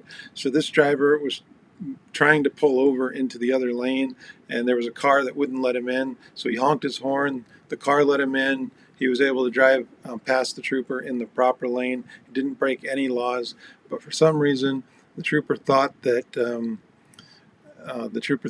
he honked at him, and let's just say he got mad. You have not told me any law that I have broken. Obstruction because you honked at me during That's traffic. not a law. It is. No, it's it's not. a classy misdemeanor. No, so it's get out not. Of the vehicle. So I wanted to bring your attention to a video that was uploaded about a year ago on April 17, 2019 by Shane Grant. I'm going to include a link to this video in the description. I'll be right back with you, okay? Thank you. Appreciate it. Do not close that door. Leave this open. Why? Leave it open. The first thing you'll note is that the video does not capture the entire incident, but Shane goes on to explain what happened. So this cop pulls me over because I honked at somebody who was forcing me into his lane. Tells me I honked at him, and now he wants me to get out of my car. He wants my license and registration. He just pulled me over because I was honking at somebody else in the lane next to me. And now he is being all agitated. I wish that I could report that incidents like this were uncommon in Maine, but that's not the case. Maine state troopers are not accountable to anybody, and there is no citizen oversight committee to stop things like this from happening or to hold troopers accountable for doing things like this. So I'm driving along on the highway, and he's got somebody pulled over on the highway. And I lay on my horn because somebody's coming into my lane on this side of the car. And he flies off the highway, comes after me saying I'm honking my horn at him. Tells me he's going to charge me with obstruction of justice because I laid on my horn because of somebody else. After the officer makes the driver wait a very lengthy amount of time, he comes back and does what can only be described as abuse of power, corruption, something that only a dirty police officer would do. Get out of the vehicle. Where's your sergeant? Give me your ID. Give me your ID or get out of the vehicle. Why? He's on his way. Get out of the vehicle. I would like your sergeant here before you get physical with me. No. No. He is coming from over a half hour away. Yeah, we'll sit here and wait for him. No, we're not. Yeah, we are. No. Get out. You have not told me any law that I have broken. Obstruction because you honked at me during traffic. That's not a law. It is. No, it's not. It's a classy misdemeanor. No, it's not. Get out of the vehicle. I did not honk at you. Get out of the vehicle. Excuse me. Don't. At this point, the officer arrests the driver, and other than some foul language being exchanged, there was nothing to indicate resisting arrest. Listen, Why are you being physical? Get out of the vehicle. You got little man syndrome or something? So I just wanted to read the description to the video. Kind of gives an update of what happened. It says, in an attempt to change lanes, I had used my horn to signal another driver that was coming over in order to miss the back end of his cruiser. That was half in the right side lane and half in the breakdown lane. He then took it upon himself to charge me with obstruction of government administration, failure to show ID, failure to show insurance, failure to control a motor vehicle. Update. The case was dismissed on July 3rd, 2019. So between April and July, April, May, June, July. So it's at 4 months later. State dropped charges due to lack of sufficient evidence, meaning the state did not want to pick up charges, which means this man was acting on his own accord and not as a state official. Any lawyers want to help me sue? I would say the guy has a pretty good case. That was clearly abuse of power. That was a corrupt cop. Not sure about the little man syndrome part, but this sort of activity is prevalent in the Maine State Police.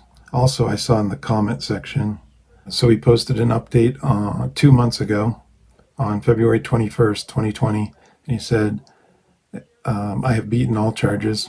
10 months ago, a commenter asked if he could repost the video, and Shane agreed to it, so he's allowing people to repost the video. Until there's an oversight committee, a citizen oversight committee in the state of Maine that holds troopers like this accountable, or all police officers accountable, this will continue to happen. Maine has a serious problem with police officer accountability, and this needs to change. Please share this video. Please comment. So that trooper was Trooper Patrick Flanagan, a Maine State Police trooper assigned to the Portland, Maine area. Absolutely out of control, and it's hard to believe that something like that could happen. But right now, what I want to do is, let's see here. I wanted to read this story to you, and I'm going to be reading it live. This isn't pre-recorded at all. Let me see here. This is a story that comes out of York County, Maine, and this is another retaliation case. It seems to be the theme here with law enforcement. They like to retaliate. Lawsuit filed after man allegedly tasered in York County Jail. He was tasered. This guy actually called me on the phone, and I talked to him like 2 or 3 times. He saw my videos, and he reached out to me. And that's the only, I didn't know about this story because I don't live in Maine. I live in Boston, so I don't always get all the updates on all the stories up there. If I can ever get my PI license in Maine, then I'll definitely be moving to Maine. I do own a house up there that I'm fixing up right now. Actually, if you go to my YouTube channel, I'm doing a whole series on how I'm fixing it up. It's called The Fixa Uppa. Anyway, York County. A man from Wells is suing York County, alleging he was pinned down by officers and tortured with a taser while being held in a cell at the jail in Alfred. Attorney Benjamin Donahue of the firm Hallett, Whipple, Wyrens in Portland filed the suit in the United States District Court on behalf of his client, Brian Dunnigan of Wells, on October 4. The suit lists York County Sheriff William King in his official capacity, a jail supervisor, and 2 officers as the defendants. Sheriff King did not return messages left for him seeking comment. However, King did tell the Portland Press-Herald that he could not comment on allegations against jail guards because of pending litigation. That's the standard answer for people in Maine. We can't comment on an ongoing case. We can't tell you anything. Even though that's not true, they can. Let me put it differently. Every other state seems to be able to comment, but for some reason, Maine can't. I know there's some things you can't say on an ongoing, but not being able to comment, that's just a load of crap. The complaint provides a narrative of what Dunnigan alleges happened following his arrest for disorderly conduct after a dispute at that place, a restaurant and bar in Algonquin, on February 16th, 2018. According to the According to the complaint, the Algonquin Police Department brought Dunnigan to the York County Jail in Alfred, where he was booked and placed in jail. Dunnigan claims he informed jail personnel that he had multiple medical issues that required immediate attention. As a diabetic, he needed insulin and his shoulder, on which he recently had surgery. So he needed insulin, and his shoulder was hurting, on which he recently had surgery. This is what happens when you try to read a story at 4 o'clock in the morning. Was injured during the arrest. The complaint reads, York County Jail correctional officer ignored Brian's request during the booking. They placed him in a cell alone. From the cell, Dunnigan continued to demand medical attention, at times more aggressively, according to the complaint. But instead of insulin, York County correctional officers, fed up with Brian's banter and continued request, decided to provide him with a different form of treatment, the complaint reads. According to the complaint, a supervisor at York County Jail entered Dunnigan's cell with a taser, X-26, conducted electrical weapon, and proceeded to torture Brian, shocking his chest with the taser for almost a minute while his fellow correction officers pinned Brian to the ground. Dunnigan was released from the jail the next day, and misdemeanor charges against him were dismissed, according to the complaint. The suit alleges, however, that the injuries sustained that evening will haunt Brian for the rest of his life. The suit alleges that the supervisor, in egregiously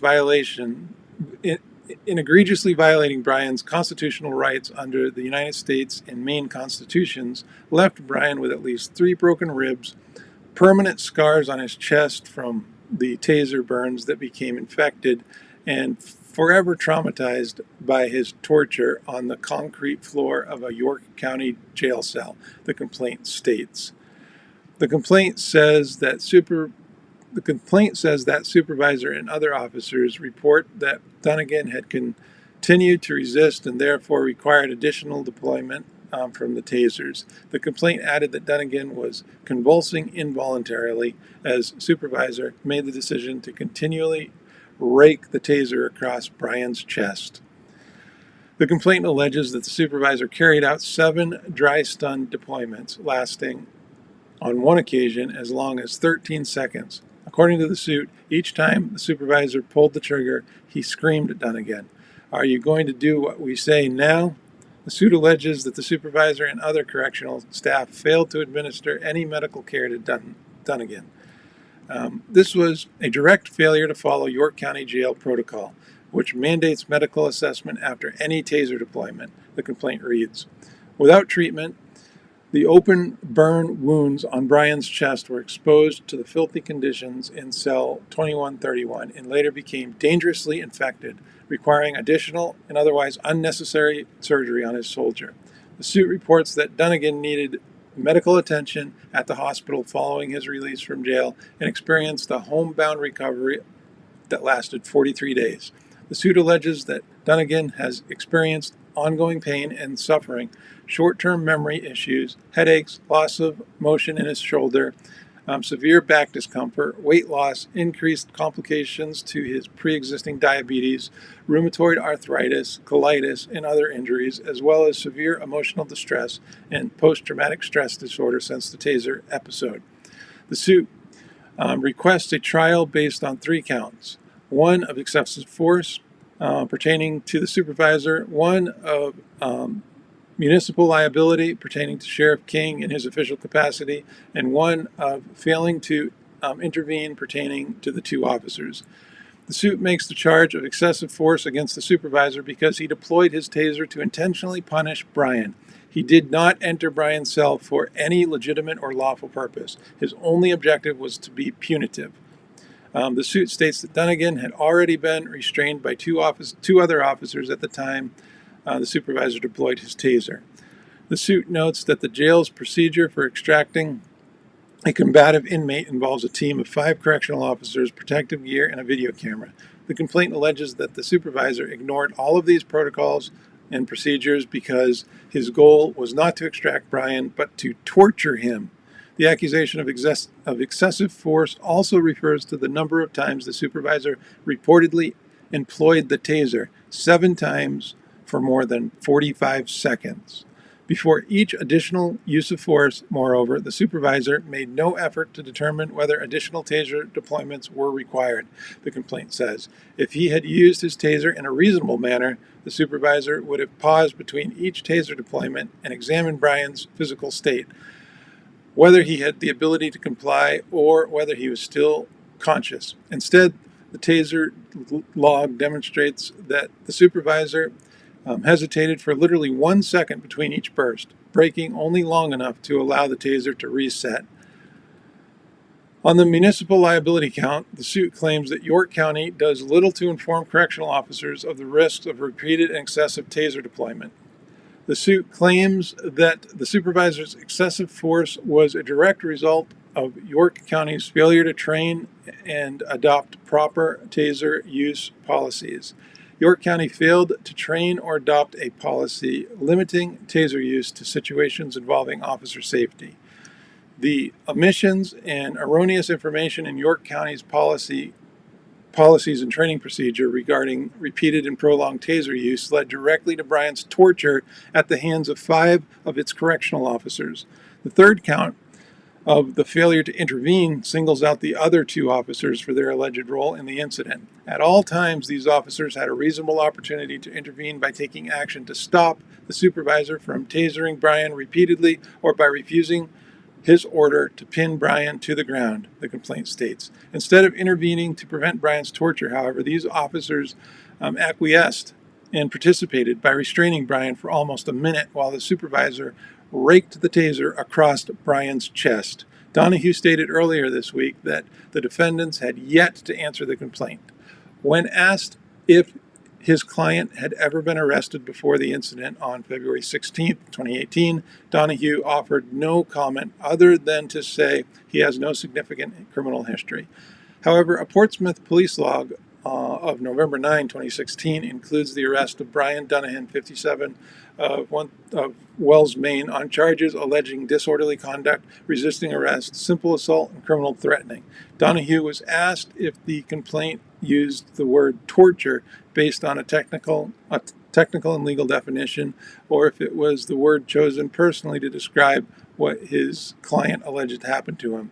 When someone inflicts pain for the sake of inflicting pain, that's torture, Donahue said.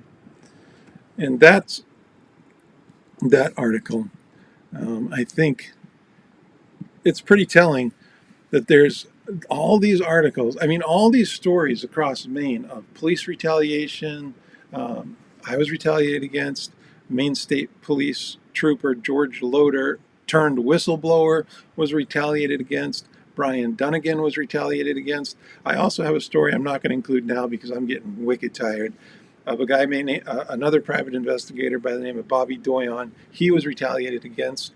I have the story. In fact, if you want to go down through my past videos, you can see his story if you are up for watching more stories.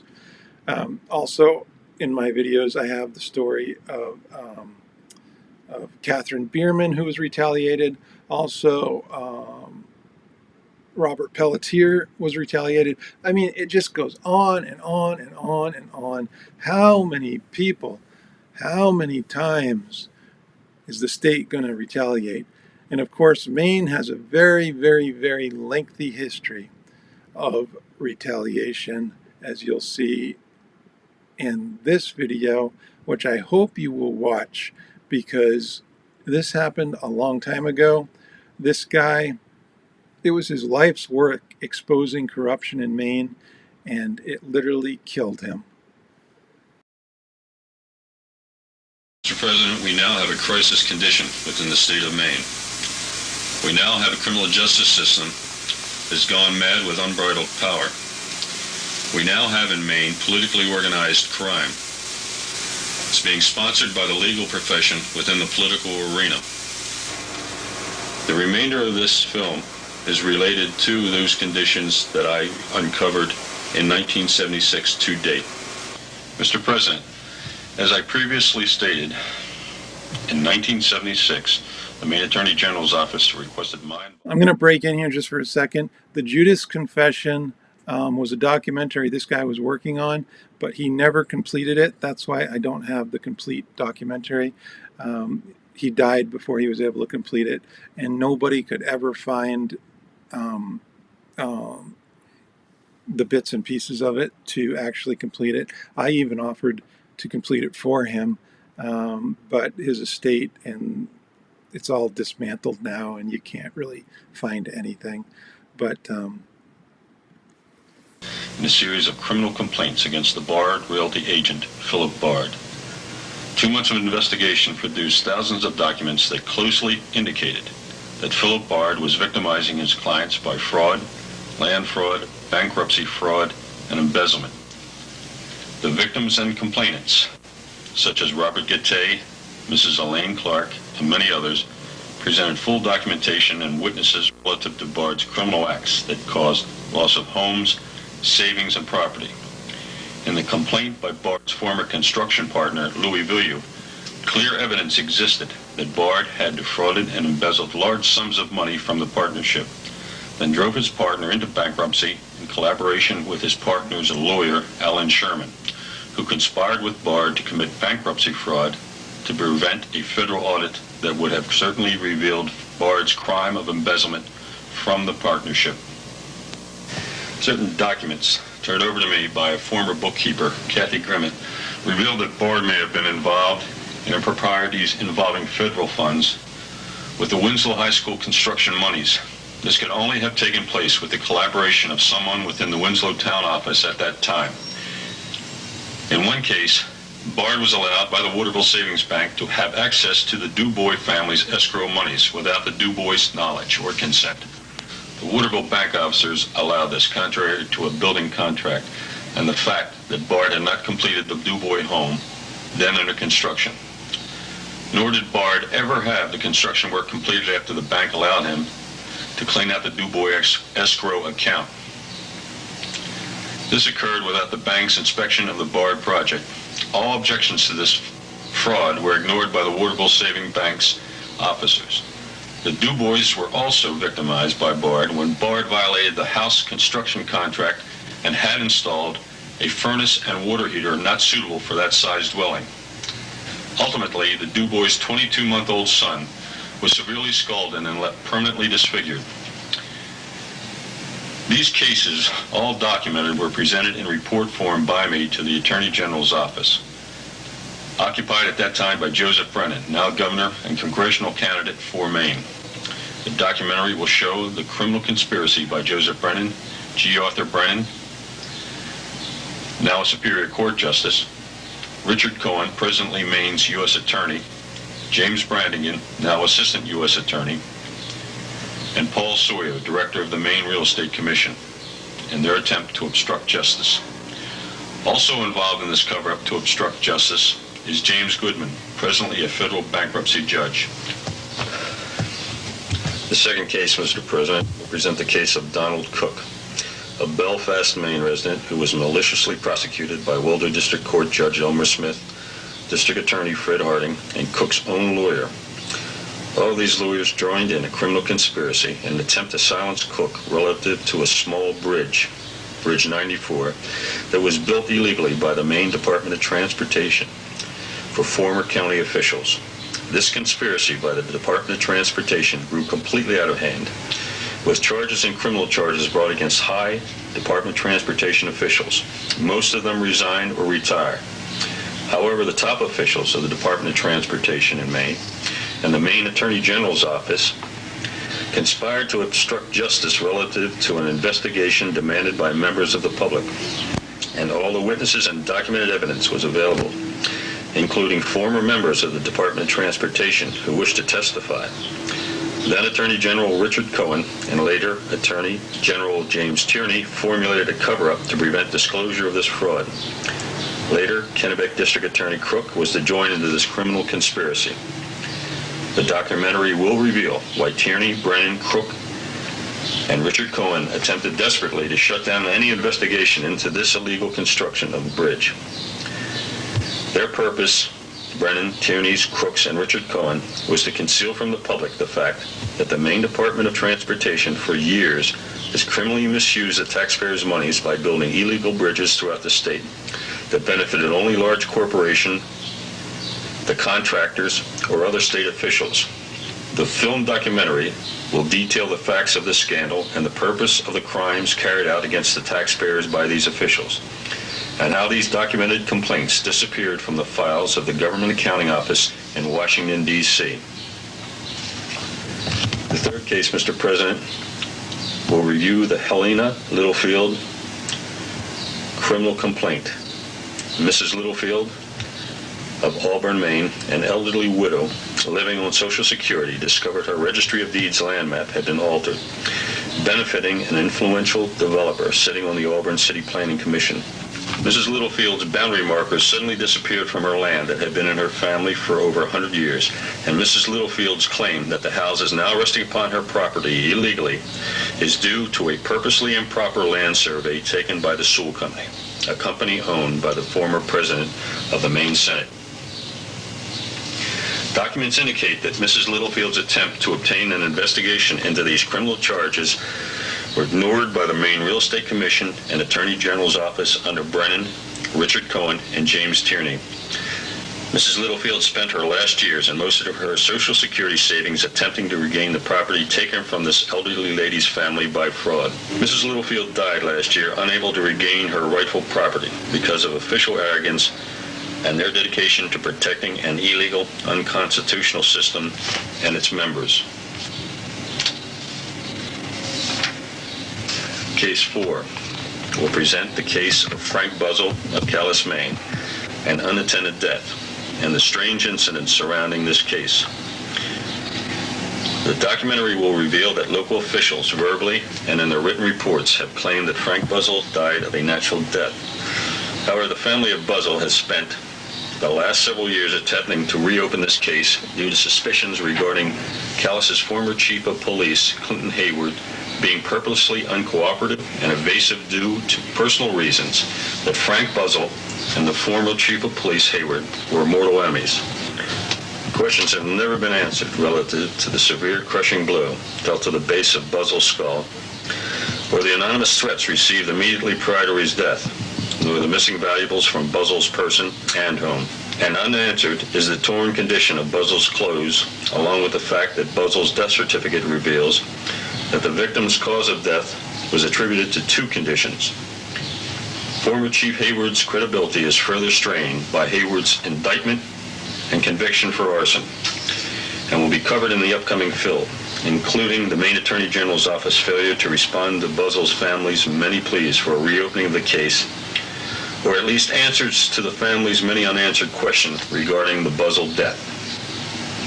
Mr. President, Case 5 will include in the film documentary the Mr. and Mrs. Moses DiPietro case, then residents within Portland, Maine.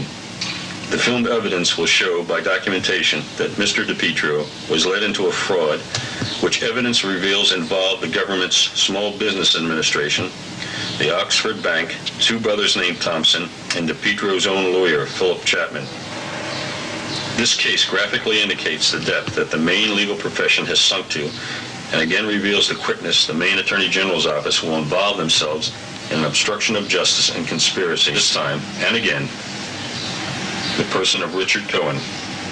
Because of this scam, Mr. and Mrs. DiPietro lost their property, construction equipment, business buildings, and their home to fraud, while Maine's Attorney General, Richard Cohen, turned his back on this crime in order to again protect members of the system. A few days after being physically evicted from their home, with their personal belongings thrown into the street by the Oxford Bank's representatives, Mrs. DiPietro died from a heart attack, and no one will help Moses DiPietro to obtain an investigation into these crimes by lawyers, bankers, and government officials. Mr. President, Case 6 is a film review of the Leroy Cole case, a case where an elderly couple from Bangor, Maine, was defrauded of their real estate when a man other than Leroy Cole had papers certified for the transfer of the Cole property to one of Cole's relatives, this being done within the offices of Attorney Everett Gray. Gray's secretary was to testify later under oath on 2 different occasions that the man who declared himself to be Leroy Cole the day of the transfer was not Mr. Cole. How Attorney Gray and Cole's relative, who took possession of the Cole property, were allowed to evade the consequences of this act is the subject of that segment of the documentary. The documentary will reveal that the lawyer the Coles retained, Attorney Louis Vapiatis, a politically powerful figure in Maine, sitting as chairman on the Committee on Federal Services, selecting federal judges, refused to demand a criminal investigation into this fraud by impersonation. However, Attorney Vapiatis did manage to transfer the Coles civil case against the relative into the courtroom of Superior Court Judge Ian McGinnis. Attorney Vapiatis then pressured the Coles to submit to trial by judge rather than by jury. What Vapiatis did not tell the Coles, a fact well known to Attorney Vapiatis, was that Judge McInnes and Attorney Everett Gray, in whose office the fraud was committed, were not only close associates, but had been law partners. On cue, and as would be expected, Judge McGinnis found no improprieties had occurred in the Cole case and allowed Cole's relative to maintain possession of the Cole property that had been taken by fraud. This decision also protected Judge McGinnis's friend and former law partner, Everett Gray.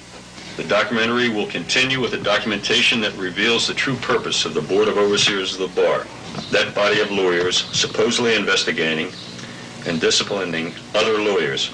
The documents will show the cover-up by the Board of Overseers of the Bar in their attempt to protect Attorney Louis Vapiatis, Attorney Everett Gray, and Judge McGinnis.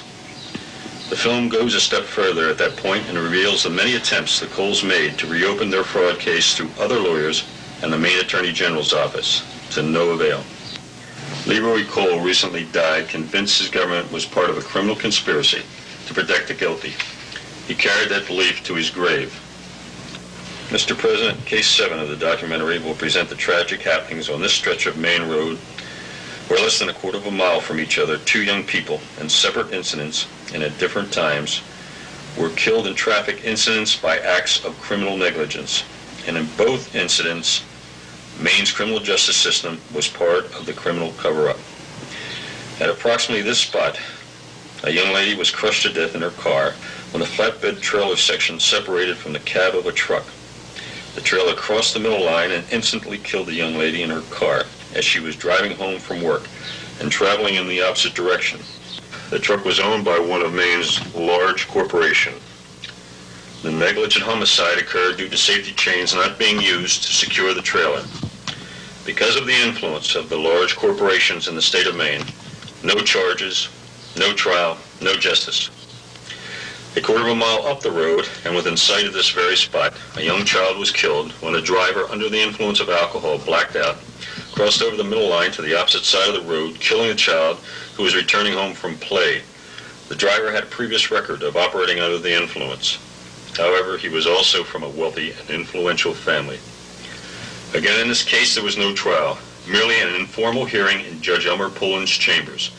Present were Judge Pullen, District Attorney Donald Martin, and the state trooper who investigated the death. Also there was the driver who had killed the child, driving while drunk. At the end of a short and informal meeting, the drunk driver walked from the Waterville District Court, a free man, suffering only a driving suspension. The trooper involved soon after began employment with an insurance company affiliated with the same company who covered the vehicle of the drunk driver. My complaint regarding this matter was sent to various officials, who in turn sent them to the Attorney General's office, who was at that time Joseph Brennan. In this instance, both former Assistant Attorney General Donald Alexander and Attorney General Brennan ignored and refused to take action or respond to this case of negligent homicide due to operation under the influence of alcohol. Now, as governor, Brennan boasts of his tough OUI legislation. It is tough, but only on those without political influence. Alexander, now a Superior Court Justice, nominated by Brennan as governor, hypocritically lectures those not tough on OUI drivers, while forgetting the young child's death he conspired to cover up in his attempt to protect District Attorney Martin and Judge Pullen and the system. Mr. President, Case 8 of the completed documentary will present the Doyon complaint for Justice Department review and investigation. Diane White, a single parent with 2 children, was continuously terrorized by a resident in the area of Winterport, Maine. This case will show that Diane White's children were threatened by the same neighbor. Her outbuildings burned, the family animals and livestock killed, their vehicles destroyed, and Diane White herself was viciously attacked with a chainsaw by the same man, dragged into the woods and left for dead. The film proceeds with evidence of a criminal conspiracy by Assistant District Attorney William Anderson, Judge Jack O. Smith, and Deputy Sheriff Boynton. During these attacks on her family by this man, David Atherton, Diane White's call for assistance to the Sheriff's Office resulted only in her being arrested and jailed by Deputy Boynton. Her petitions and personal pleas to Judge Jack O. Smith were ignored by Judge Smith, the Legislative Judiciary Committee, the Waldo District Attorney's Office, and finally now by Attorney General James Tierney. This phase of the documentary film will detail the conditions created upon a family attempting to protect itself from a known felon, Atherton, who in turn was protected by Maine's criminal justice system. The White family has just recently returned to Maine after fleeing to safety from Atherton and the Maine criminal justice system of the state. They've lost their home and their belongings, but are determined to fight the system. Case 9.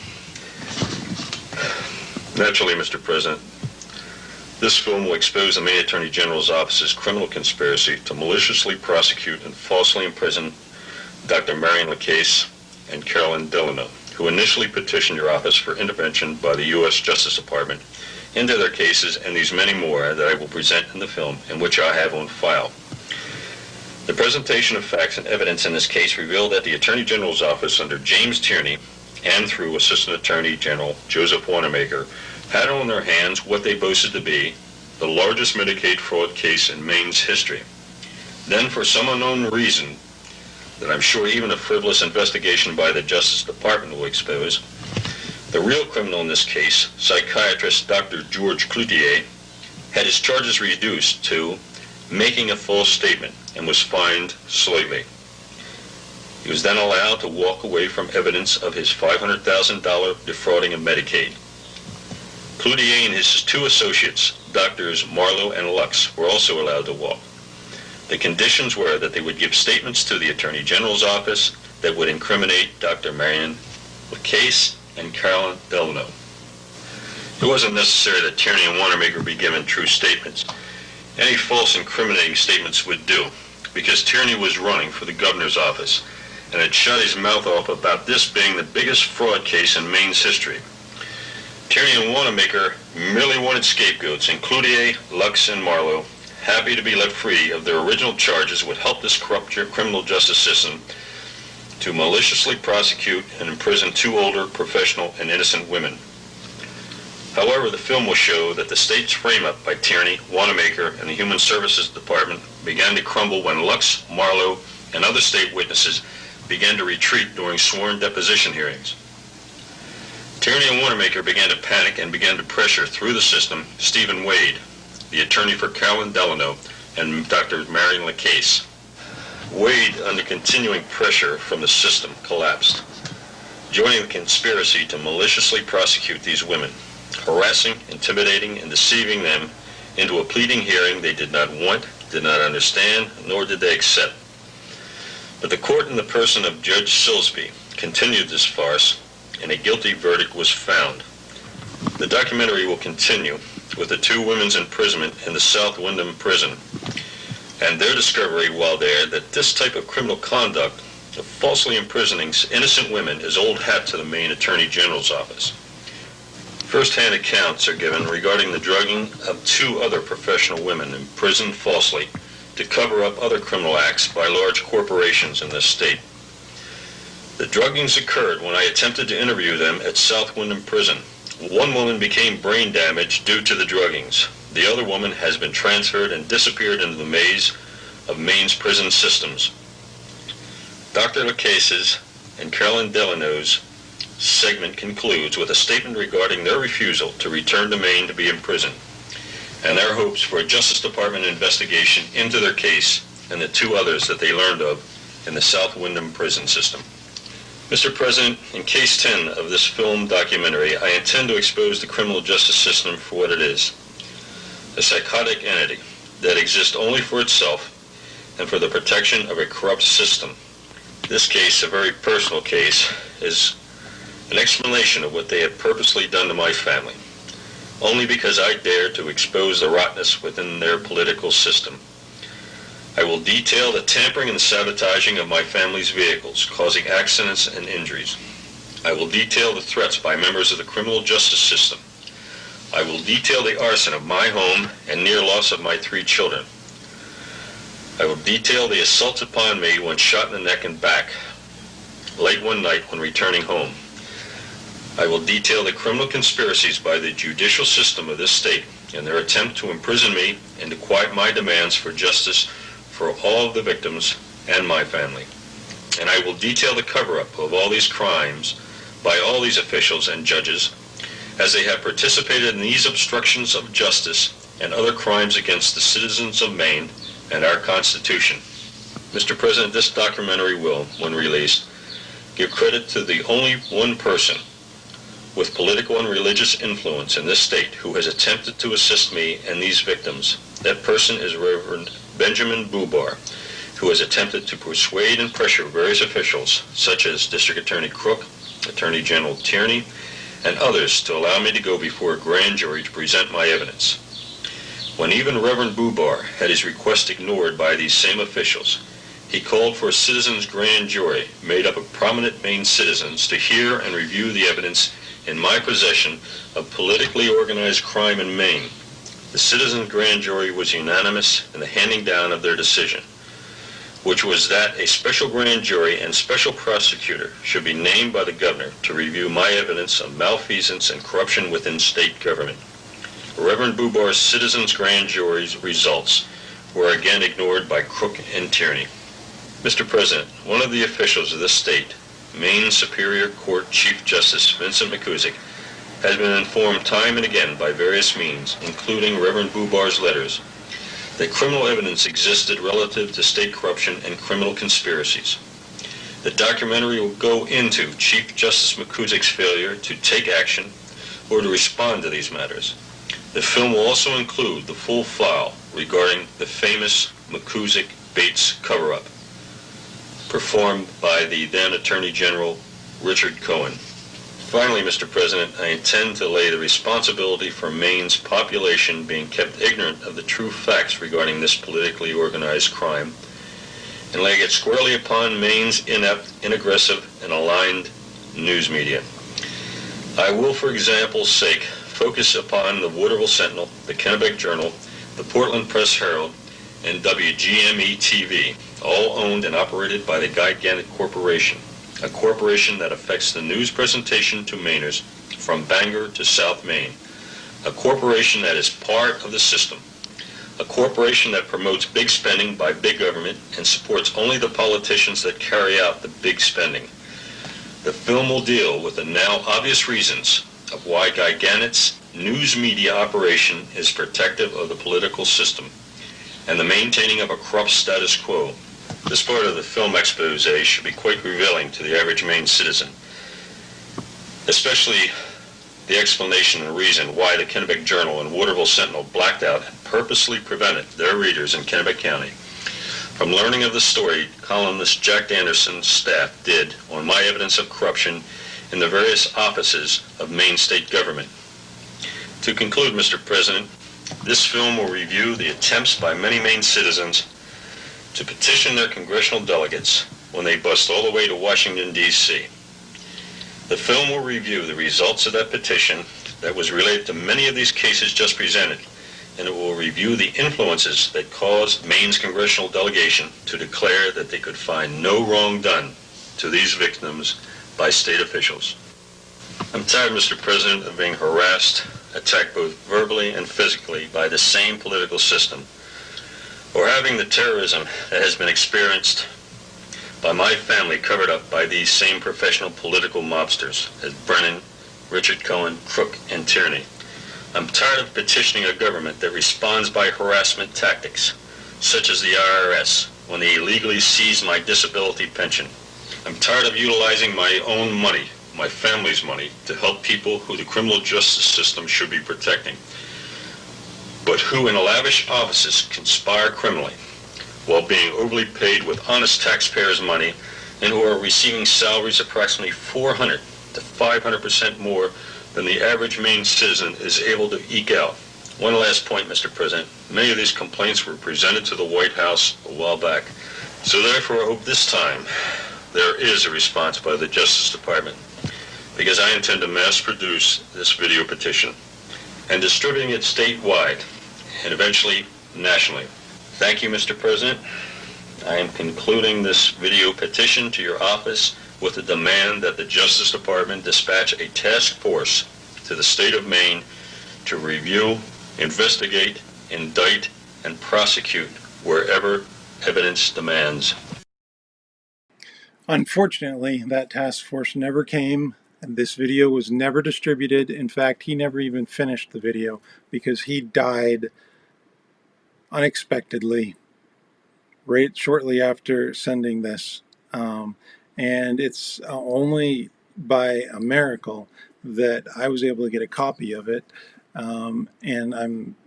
But what that shows is that Maine has a very, very long history of retaliating against people that blow the whistle, that expose corruption, and they find unique ways to do it. And I would not be surprised if the mysterious circumstances of his death maybe weren't so mysterious to some certain officials. I'm not going to make any accusations here, but yeah, that is pretty interesting. It's about 4:40 a.m. in the morning. I can't even believe I'm still up, but I did want to conclude this presentation, this video. And please hit the like button if you haven't already. I guess there are 2 people that didn't like this. I know this stream has never had a lot of people, but once it's on YouTube, over time, a lot of people will see this. And so that gives me a little bit of comfort. But I wanted to conclude this by going to this article here. Maine gets an F grade in 2015 state integrity investigation. So even independent integrity investigation, they look at all the different states and rank them based on public integrity. And in 2015, Maine got an F. The state integrity investigation is a comprehensive assessment of state government accountability and transparency done in participation with global integrity. Maine gets an F on public access to information, public financing, it gets a D, electoral oversight, it gets an F, executive accountability, an F, legislative accountability, an F, a D, I mean, judicial accountability, an F, state budget process, it gets a C, state civil service management, it gets an F, procurement, it gets an F, internal auditing gets a C+, lobbying disclosure, it gets a C-, ethics enforcement agencies, it gets an F, state pension fund management, it gets an F. When Maine Governor Paul LePage appeared at an impromptu press conference in June bearing a Christmas tree and a miniature rubber pig, it marked a turning point. LePage had decorated the tree with photos of lawmakers, whom he said had negotiated the state's 2-year budget in secret and then filled it with pet piggy projects while no one was looking. He squeaked his rubber piggy for dramatic effect. In fact, the controversial governor had a point. Republican and Democratic lawmakers alike had indeed held last-minute negotiations on spending behind closed doors, flouting the spirit and possibility, the letter of the state's open meeting law. But there was plenty of accusations to go around. Just a few weeks later, protest rocked Maine's sleepy capital of Augusta when House Speaker Mark Eves, a Democrat and political adversary of the governor, alleged that LePage, a Republican, had threatened to withhold taxpayer dollars from a charter school that had hired Eves as president. A legislative probe and calls for LePage's ouster ensued. Eves has filed lawsuits in state and federal courts. The year's frenetic events marked a turn towards increasingly incendiary. It's late, 4:43 in the morning.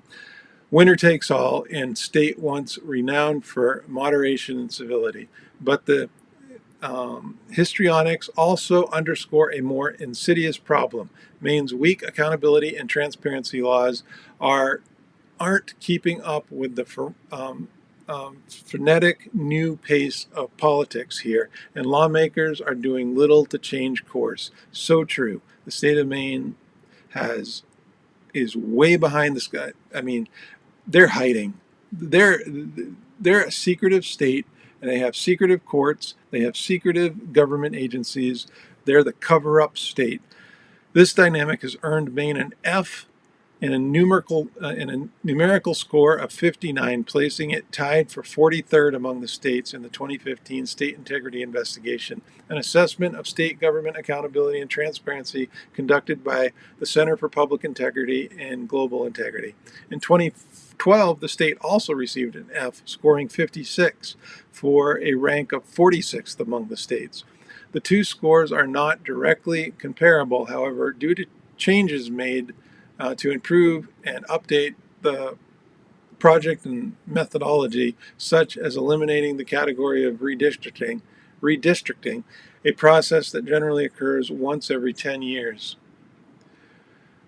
Maine's part-time citizen legislatures, many from small towns in New England, most sparsely populated state, New England's most sparsely populated state, have always prided themselves on working together. Trust is the mantra here, not verify. A state of affairs that might not have satisfied Ronald Reagan. Management of the state's $12.7 billion pension fund, for example, ranks 41st nationally in transparency. According to the State Integrity Investigation, it operates with few anti-corruption checks and balances. Oversight of the state's elections is open to political interference. The judicial and executive branches police themselves, and the Human Rights Commission is woefully understaffed, sometimes leaving whistleblowers in the lurch. These vulnerabilities, remnants of an era when conciliatory politicians dominated Augusta's politics and mirrored throughout state government. Everybody knows everyone here. And Ann Luther of the Maine League of Women Voters, when we talk about clamping down on this staff, it's not just some distant other, it's people we know. That makes it really hard. Transparency was an early casualty of partisan warfare. In the first term of Governor LePage, elected in 2010, expressed concern that the state's Open Records Act was being abused by political adversaries on fishing expeditions. Initially, LePage's frustration was directed at the Portland Press-Herald, until recently owned by billionaire financier S. Donald Sussman, who was then married to U.S. Rep. Shelley Pingree, Democrat of Maine. But growing antagonism and mutual distrust has led many reporters to lean more heavily on the state's Freedom of Access Act for information. As that process unfolds, the law loopholes, once considered minor, started to seem more glaring. In 2013, for example, officials at Maine Centers for Disease Control and Prevention, in the process of reposting to a request from the Sun Journal, destroyed documents describing the state's decision-making process on millions of dollars in grants. Yet Maine's Open Records Act was too vague on the question of whether working drafts are public records to press charges, according to the Deputy District Attorney.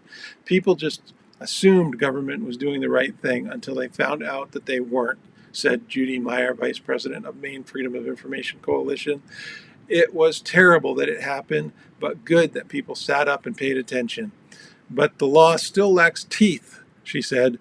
Legislation gives public servants free rein to determine reasonable response times to requests. Predictably, controversial inquiries sometimes face long delays. That's true. I made several Freedom of Information requests to the state of Maine, and they took over a year to respond, I think, if I remember correctly.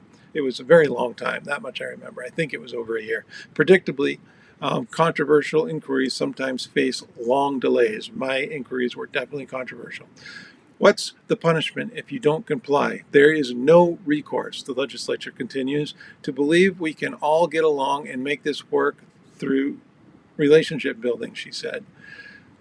Political rancor has also highlighted major gaps in the legislation governing Maine's independent ethics enforcement agency, a key component to any state anti-corruption infrastructure. Let me just clarify here, they have none. Maine has no anti-corruption infrastructure, none at all. It does not exist. It's a myth. For starters, the Maine Commission on Government Ethics and Election Practices oversees only the legislative branch. The judiciary has a commission on ethics, but it has no enforcement power and hasn't issued an advisory opinion since 2010. And when questions arise about executive branch ethics, there's simply nowhere to turn for guidance. The same with the state police. There's no oversight of the Maine State Police. The thinking among many people is that agencies have an interest in policing themselves, said Jonathan Wayne. Isn't that laughable? The Commission's executive director. Some states have decided you need a separate office to do this, and Maine hasn't. I mean, it's just common sense that you need somebody to oversee an agency. But lacking strong independent oversight, ethics debates are regulated to politicians, pundits, and journalists. In February, for example, LePage took issue with the findings of an investigator for the Human Rights Commission in a discrimination case. He asked that legal proceedings be postponed. The commissioner's director, fearing political interference, said no. 3 days later, according to the Maine Center for Public Interest reporting investigation, agency funding was put on hold. But this breach of ethics, the law is was this a breach of ethics? Question. The law is unclear, and no ethics agency exists to pass judgment. The Ethics Commission does receive praise from advocacy groups for its oversight of legislative transparency and campaign finance laws, but gaps in the laws still hamper its effectiveness. The Commission receives hundreds of income disclosures each year from lawmakers and top officials in the executive branch, but Maine law allows officials to omit key details, like any asset such as a second home or an investment property that may not generate income, that may have not generated income that year. And the law doesn't mandate disclosure to be audited, so they can just say whatever they want. It's not audited. You can't catch them in a lie. The results are predictable. Key transactions, events, and relationships sometimes slip through the cracks. I think this author is being very generous to say slips through the cracks. When corporate giant Time Warner, for example, invited 22 Maine legislators to talk internet speed at a fancy dinner and spend the night at a handsome coastal resort, lawmakers didn't utter a word. Steak was on the menu, but since the event was part of what one Maine official called an informal presentation, the law says no legislative disclosure is required. A Maine Center for Public Interest reporting examination revealed an Ocean View hotel rooms, no matter how swanky, aren't considered by the law to be gifts if they're worth under $300.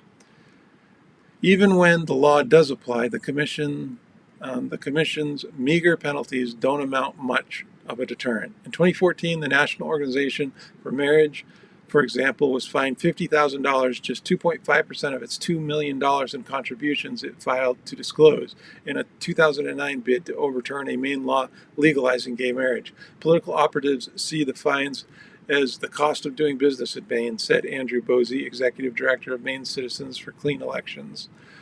For reformers, the good news is that the high-profile scandals of the past few years have begun to increase calls to beef up accountability. That's laughable.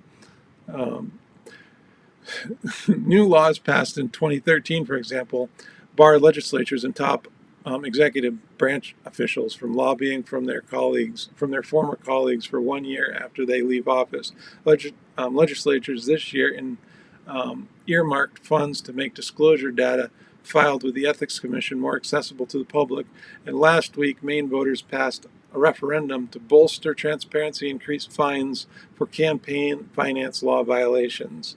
Yet the wheels of government still grind slowly in Maine. Legislators backed by the governor, recently killed a reform bill that would have barred lawmakers from paying family members with money from political action committees, and legislation to establish a code of ethics for civil servants failed to receive funding during the last-minute budget negotiations. These rejections of proposed reform measures provided a not-so-quaint reminder that money and politics still carry many of the shots when it comes to ethics in Maine. So true. I think that when it comes to Maine, there is no ethics. It just blows my mind. Anyway, thanks for watching this live stream. I'm going to end it with my opening introduction credits, and then I'll be signing off.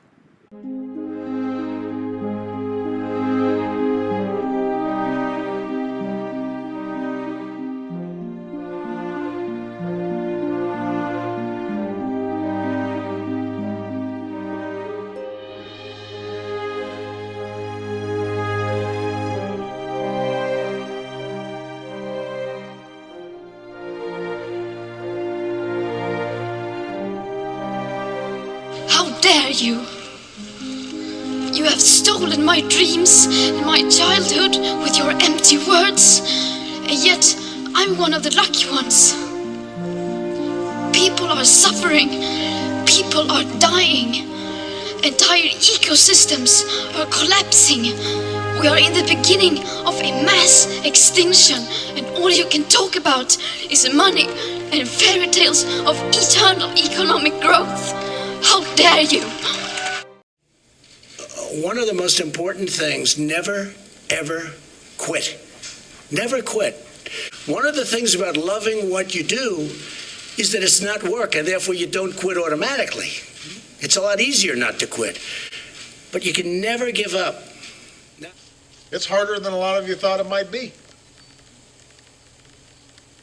Sometimes it may make you feel like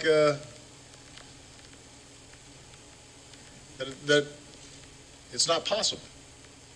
You might want to give up. Don't give up.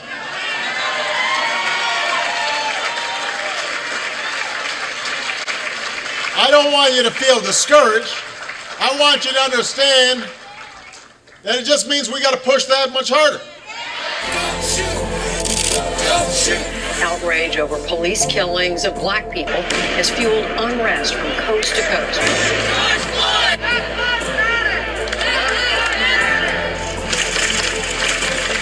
And an extraordinary scene in the nation's capital. No justice! No justice! Some police cruisers drove into crowds. As a black man, every day I wake up and wonder, will I be able to go home? I can't breathe! I can't breathe! I can't. I'm declaring a public health emergency of international concern over the global outbreak of novel coronavirus. This can of things which will help you sanitize, they are flying off the shelf. Breaking news tonight, the number of coronavirus cases in the U.S. nearly doubled. As new cases spread nationwide, health officials are warning all Americans to be prepared. You have to start taking seriously what you can do now. Bottom line, it's going to get worse. We have therefore made the assessment that COVID-19 can be characterized as a pandemic.